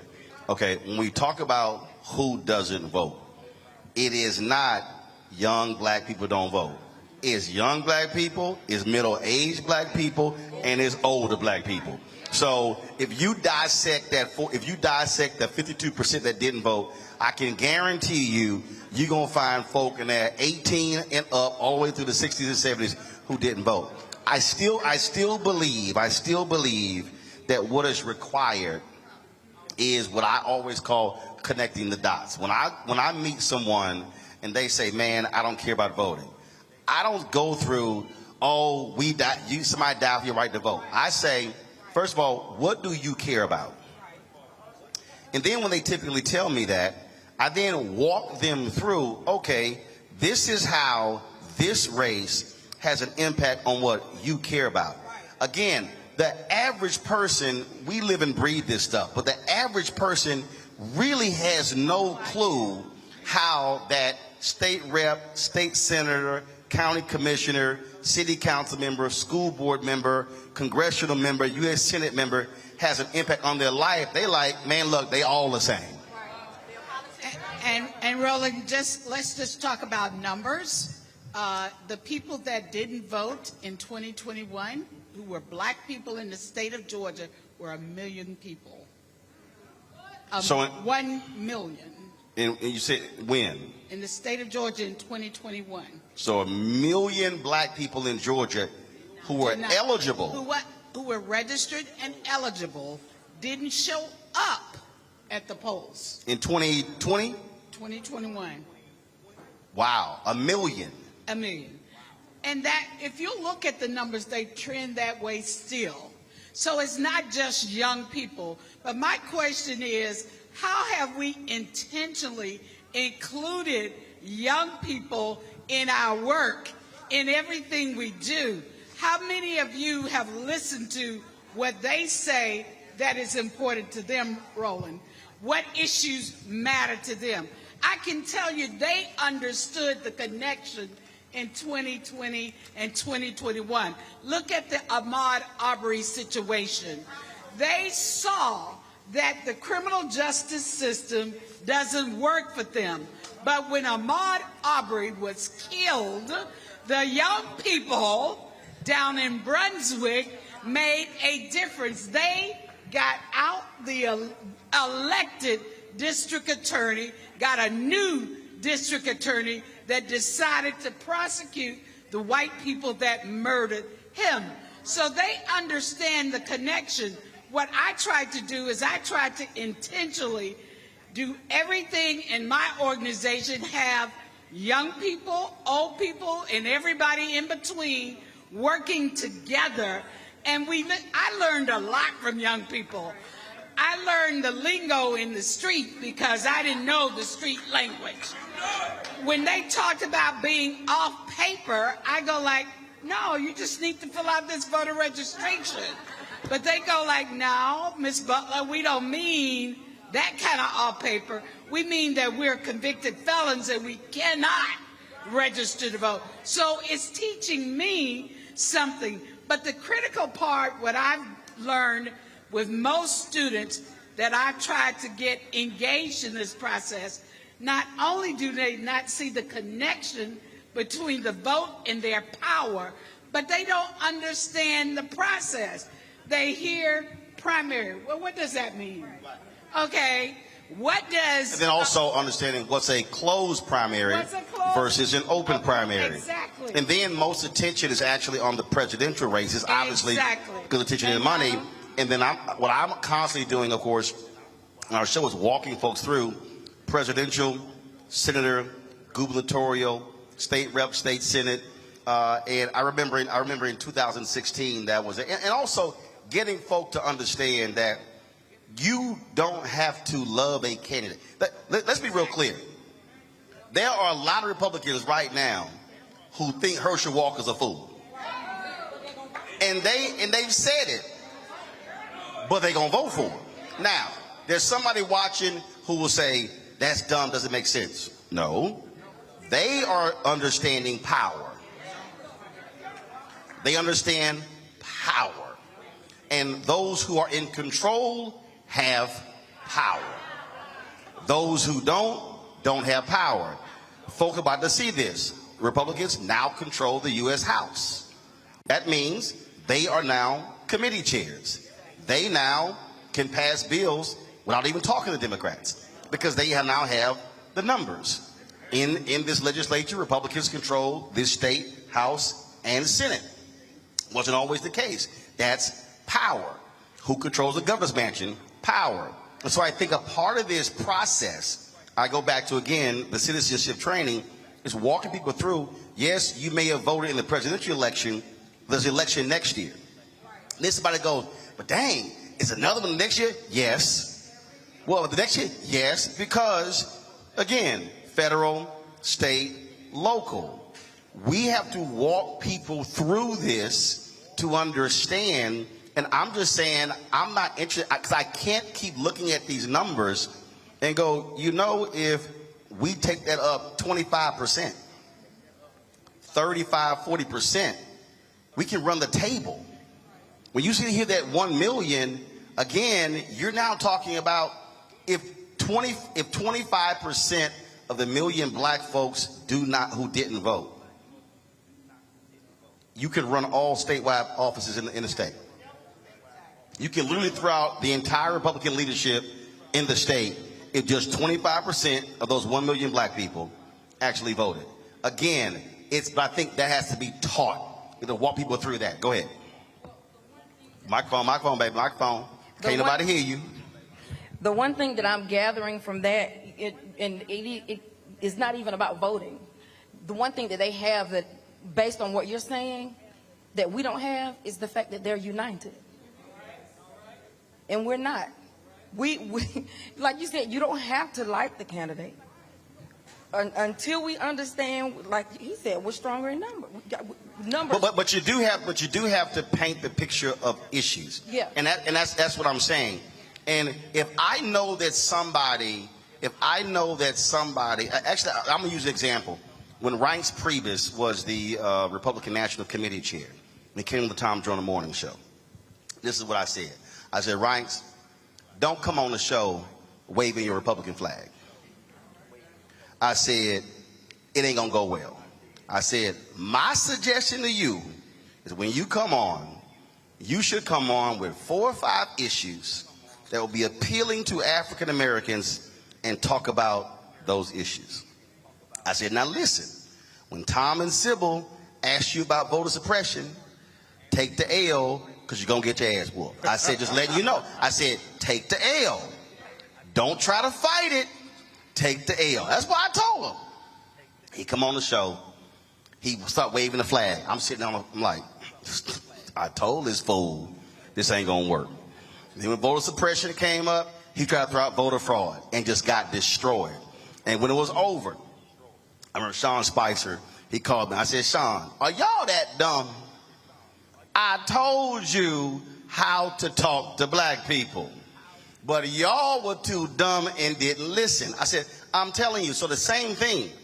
Today, you cannot go to a lot of black voters waving a Democratic flag. You must go talking about issues that they care about and then say, okay, of the candidates, how do they line up on your issue? Well, to actually highlight that, the truth of it, remember earlier we said the average voter is 65. It's not that you get so much smarter at 65 than you was when you were 64. Your life changes. You get your retirement check. You look at your money as being tied with your vote. The issue of your financial stability is now tied to your vote. Even though it always was, now it's in your face. We know, I look at it a little deeper as a cultural issue. I always say, you know, we raise our kids a little differently. The white community, they raise their kids to swim, to hunt, and to vote from birth. They get guns as gifts before they get teenagers. We teach our kids a little different. Don't mess with them guns. The cops are going to kill you. Don't jump in that water. You know, poo-poo them drown. Ain't nobody can swim. And don't worry about voting because they're going to do what they want to do anyway. We're the only ethnic group that says that and continuously perpetuates that. And it comes from a cultural background. And stuff like this, I think, fights it. Stuff that well, but it also, well, let's also be honest. It also comes from if you say, and I get this all the time. Folk go, black people been voting this way and nothing changed. Well, first of all, that's a stupid comment. When someone says nothing has changed, one, that's a lie. I mean, you can literally start. I mean, I had one fool who said, "Can you name me one thing Democrats did in the last 20 years to help black people?" And I went, Affordable Care Act. And then he goes, well, that wasn't just for black people. I said, fool, there's nothing you can name that's going to be just for black people. Because as any politicians, you cannot pass a law just for black people. or just for this group. You can't. I mean, I'm like, you didn't understand that. But I had to explain to him how the percentage of black people who are uninsured dramatically dropped as a result of the Affordable Care Act. I said, so you can't act as if nothing actually got passed. And so I get someone who says, my grandmother been broke, my grandfather been broke, mom and daddy broke, I'm broke. But then you get to still walk folks through this notion of, okay, but this is how you can change things. Again, this is where education matters. So I just think that this is good. This is going to be a huge thing for us. And I talk about in my book, White Fear. Listen, white folks are declining. Okay, by 2043, people of color will be majority in this country. But we are not maximizing our power because by sitting at home and not voting, we're not putting our people in. And when I was in, I think it was in Swainsboro, I was sitting with, was Swainsboro or Statesboro, one of them. And I was, the second one I was at. All right, I'm sitting with elected officials, and I said, which one never had a black mayor? Which one? Swainsboro. I said, what percent of black people in this city? 65%. I said, whoa, hold on.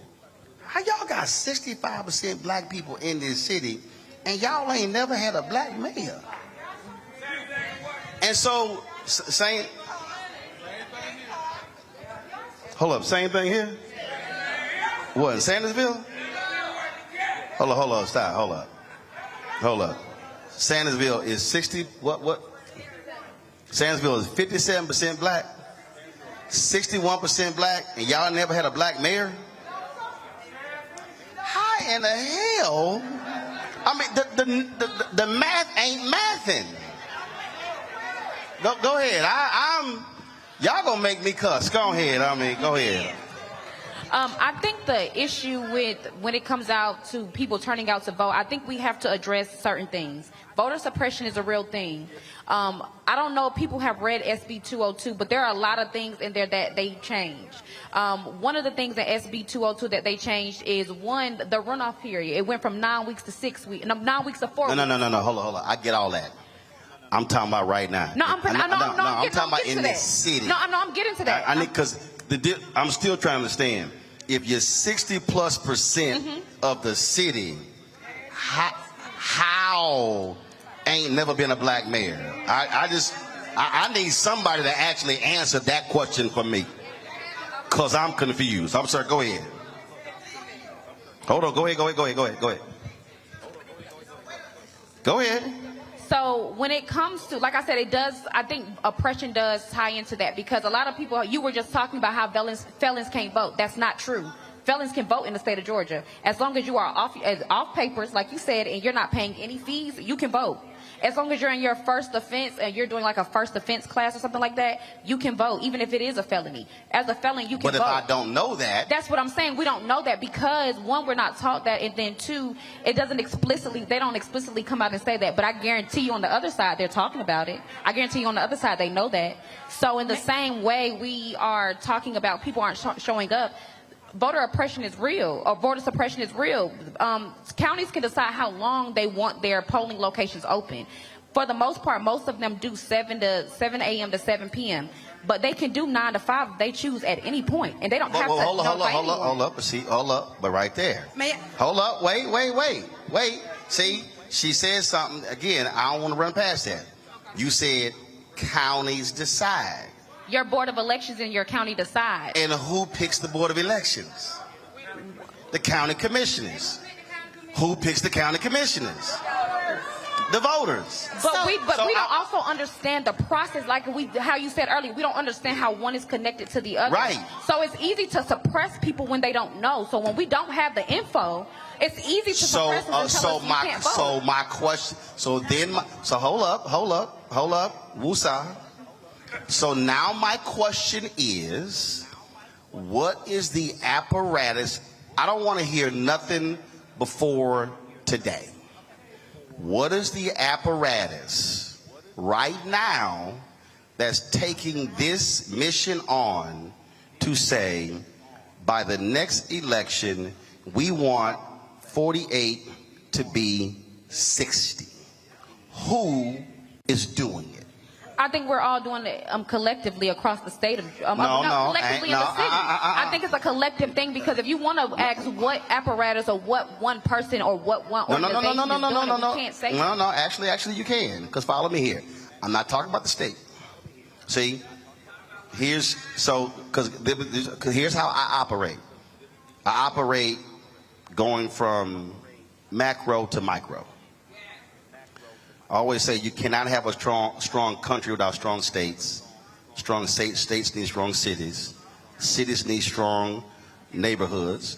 Neighborhoods need strong blocks, streets, houses, individual in a house.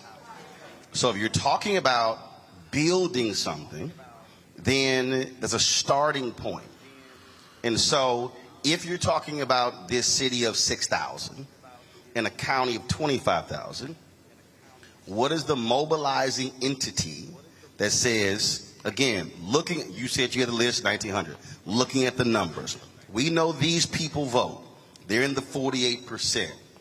How do we get to 60? Who is targeting them on a regular basis, non-election?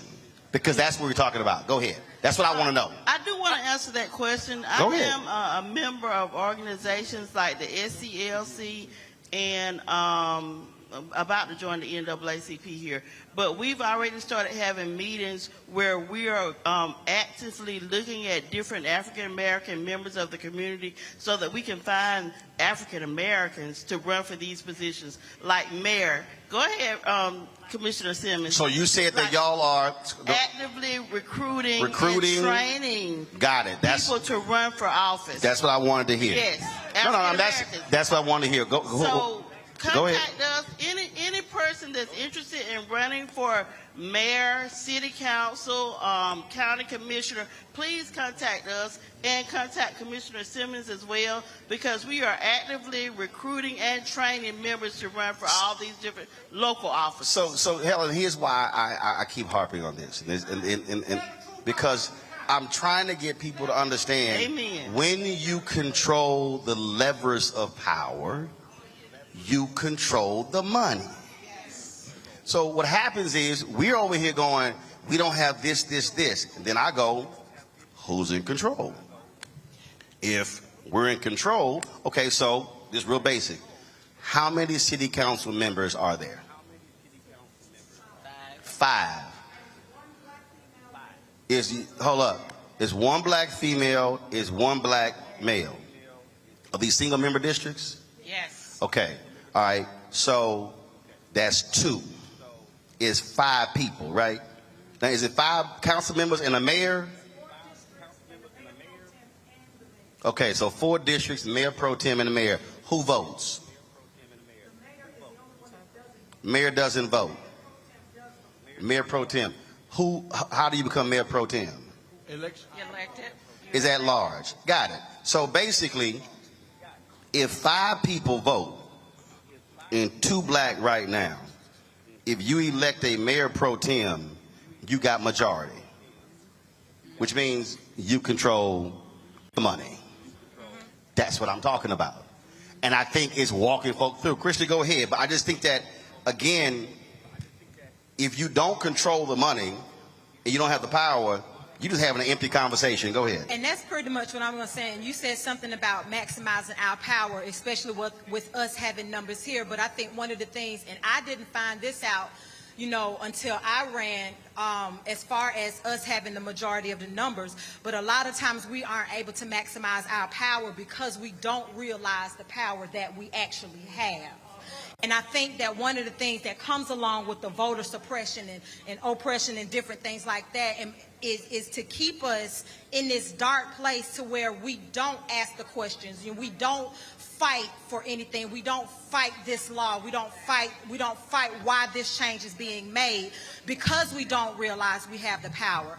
but we have to put ourselves, we have to go to these trainings. We have to be more vocal. We have to do our own recruiting ourselves. There is still groundwork that we have to do to get people like us in elected positions. We still have responsibilities as community members, as aunties, as cousins or whatever, and we have to show our community the power that we actually have. I'm going to go to Helen and David. And Helen, the thing is that I keep also saying, this can't only be done before an election. You have to, but I can't get somebody to register until I enlighten and educate them. I got to enlighten, educate, then get them to register. And then even after they register, I got to get them to the polls. So there's a process here. And I think what happens is when we rely on political parties, I ain't got no problem saying it. When we rely on candidates, we're sort of sitting here saying, okay, what they gonna do? Okay, what they gonna do? When they coming in, it's kind of like, if I'm a candidate, I'm actually gonna spend more time on the people who I think gonna vote than the people I've got to try to persuade somebody. So this has to be an education process. Go right ahead. Well, I think the first thing we've got to do is come together as a community. We got to be unified. That ain't gonna happen. No. Hold on. Stop. Y'all can stop clapping. No, y'all can stop clapping. No. Follow me here. No, let me explain this. I need everybody to take that out of your vocabulary. Listen to what I'm about to explain to you. I need you to take that concept. A majority. No. Hold up, Helen. I'm gonna help you out. Here's why I want you to remove that out of your vocabulary. So here's the whole how I look at this here. So let's just like look at this room right here. So if I count, no, Helen, I'm gonna walk you through it. Just trust me. Okay. Somebody might say, man, this place should have been packed. It should have been standing room only. No, I don't talk to empty chairs. I talk to chairs that are filled. If I focus on the chairs that are filled and not the empty chairs, then I can focus on building with the folk who show up.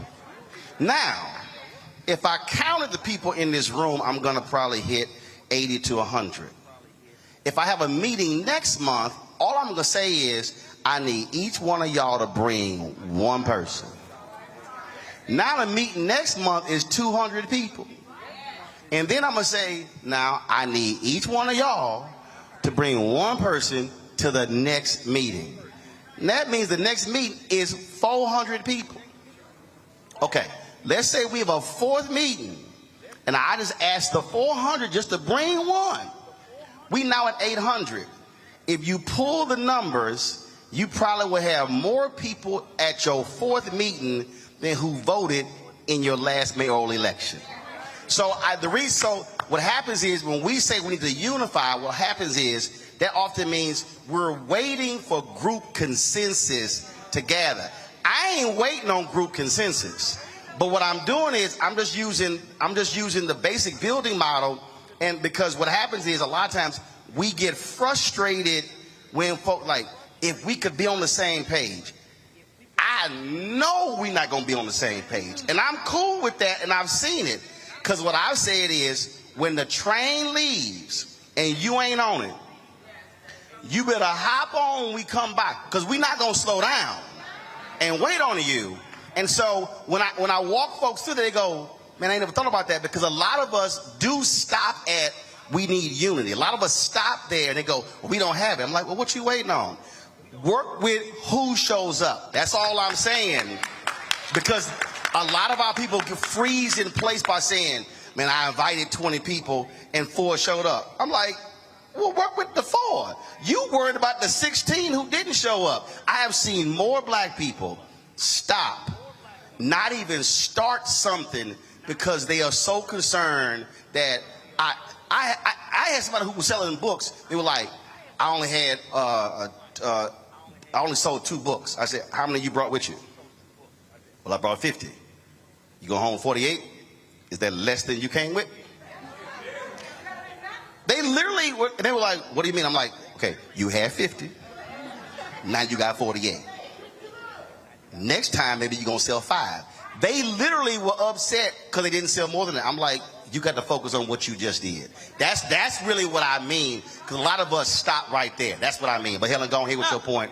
And Senator, you go, Senator Helen, hold up, Helen the Senator, because he over here been, he about to sit here about. I got a question to ask. Okay. Are you giving us a concrete way to unify or a concrete way to build a coalition? I just gave it to you. Yeah. This is So that's what it was. it's just real. It's just I like to make it simple because this is the experience that I've had all around the country. And trust me, folks say, I heard when I was in Swainsboro, man, you don't know the black people in Swainsboro. I'm like, yep. Dr. King said, if we could change the Negro in Chicago, we can change every Negro in America. There's not a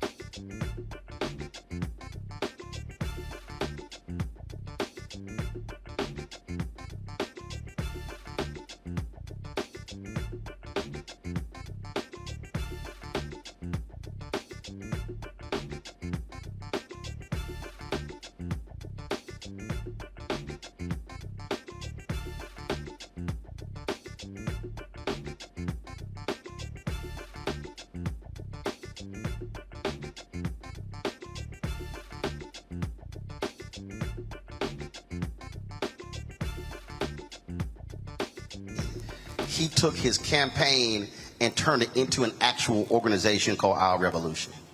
And I just think one of our greatest mistakes is that after the election is over, we drop everything, we get the list, everything goes away, and we then do not take those very same people and then say, okay, we need you showing up to the city council meeting this month, to the school board meeting next month, to the county commissioners meeting, to now demand what we want. And so that's what I'm asking you to do when this election is over. Stay mobile, stay organized and mobilized to now demand to get what we want. Because trust me, if the number of people in this room show up to the school board meeting and the city council meeting every month, they're gonna be like, I don't know what the hell going on, but I'm telling y'all, I'm telling you, no, you're wrong. No, you're wrong. Because see, no, you say it's not going to help us. Here's why you're wrong. It's not going to help who? No. Say no. Hold up, stop. I'm never going to say it's not going to happen.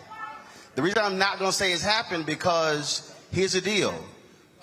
There's somebody yesterday who did not want to vote until somebody talked to them. And they're going to vote today. No. See, no, here's what I will never do. I will never, ever put something in this world. I will never even speak something that is counter to what I want to happen. Again, I'm going to go back to my motto. If only 10 people in this room consistently go to the school board and the council meeting, and those 10 bring one, now it's 20, now it's 40, now it's 80, now it's 160. So I'm never going to say it's not going to happen. What I'm going to always say is, here are the possibilities if we're willing to actually do it. That's what I'm saying. Because if you're a black elected official, raise your hand. I know the senators here, you're on the council, county commissioner. They need your backup. They are the generals in the war. The problem is you can't win no war without soldiers. And the problem is we have generals who we've elected and they're looking for the backup. So they need you showing up at the school board meeting and the city council meeting. And trust me, there's no city council member, there's no school board member, there's no county commissioner, there's no state senator, there's no state rep, that if they see 50 or 100 folk walk through the door, their first response is, who the hell are these people? What do they want? And who they coming after? And if you come back 2-3 times, do you know what they doing? They counting votes. They going, now they came back 3 straight months. My behind might be thrown out of office. I might want to respond to what they got to say. And here's what they gonna do. I'm gonna tell you what they gonna do. They gonna try to wait you out. Well, let me do this here. I'm going to go ahead and mess with them about 3-4 months. 6 months later, damn, they still here. 9 months later, they still here. You keep showing up, and then, but let's say after a year, election coming up. Then they start calculating. Now, they've been coming here every single month for the last year. I know they're going to throw my behind out. Trust me, you're going to see change. But it will not happen if we don't actually do it. Thanks to our panel here. I appreciate it. Thanks to all y'all for showing up. Give it up for the food truck and the wings. Tell them to have my wings. I don't want no sauce on it. I want mine dry. I'm good. Thanks to everybody for coming out. Don't forget, call 5. Willing to take them to the polls because we can actually change this by ourselves. Just us, for us, by us. That's what it's all about. Sandersville, thanks a lot. Folks, I'm going to be in Tulsa tomorrow with Demario Solomon Simmons. We'll be live streaming the rally taking place tomorrow in Tulsa. I'm back in Georgia on Thursday. President Obama is going to be with the rally with Warnock on Thursday as well. And then, of course, we're going to be here Friday as well. So y'all know we on top of this thing. Let me thank everybody who's watched the show. We certainly appreciate it. Don't forget, download the Black Star Network app, available on all platforms: Apple phone, Android phone, Apple TV, Android TV, Roku, Amazon Fire TV, Xbox One, Samsung Smart TV. I'll see you guys tomorrow right here. Roland Martin Unfiltered on the Black Star Network live from Tulsa, Oklahoma. Hi!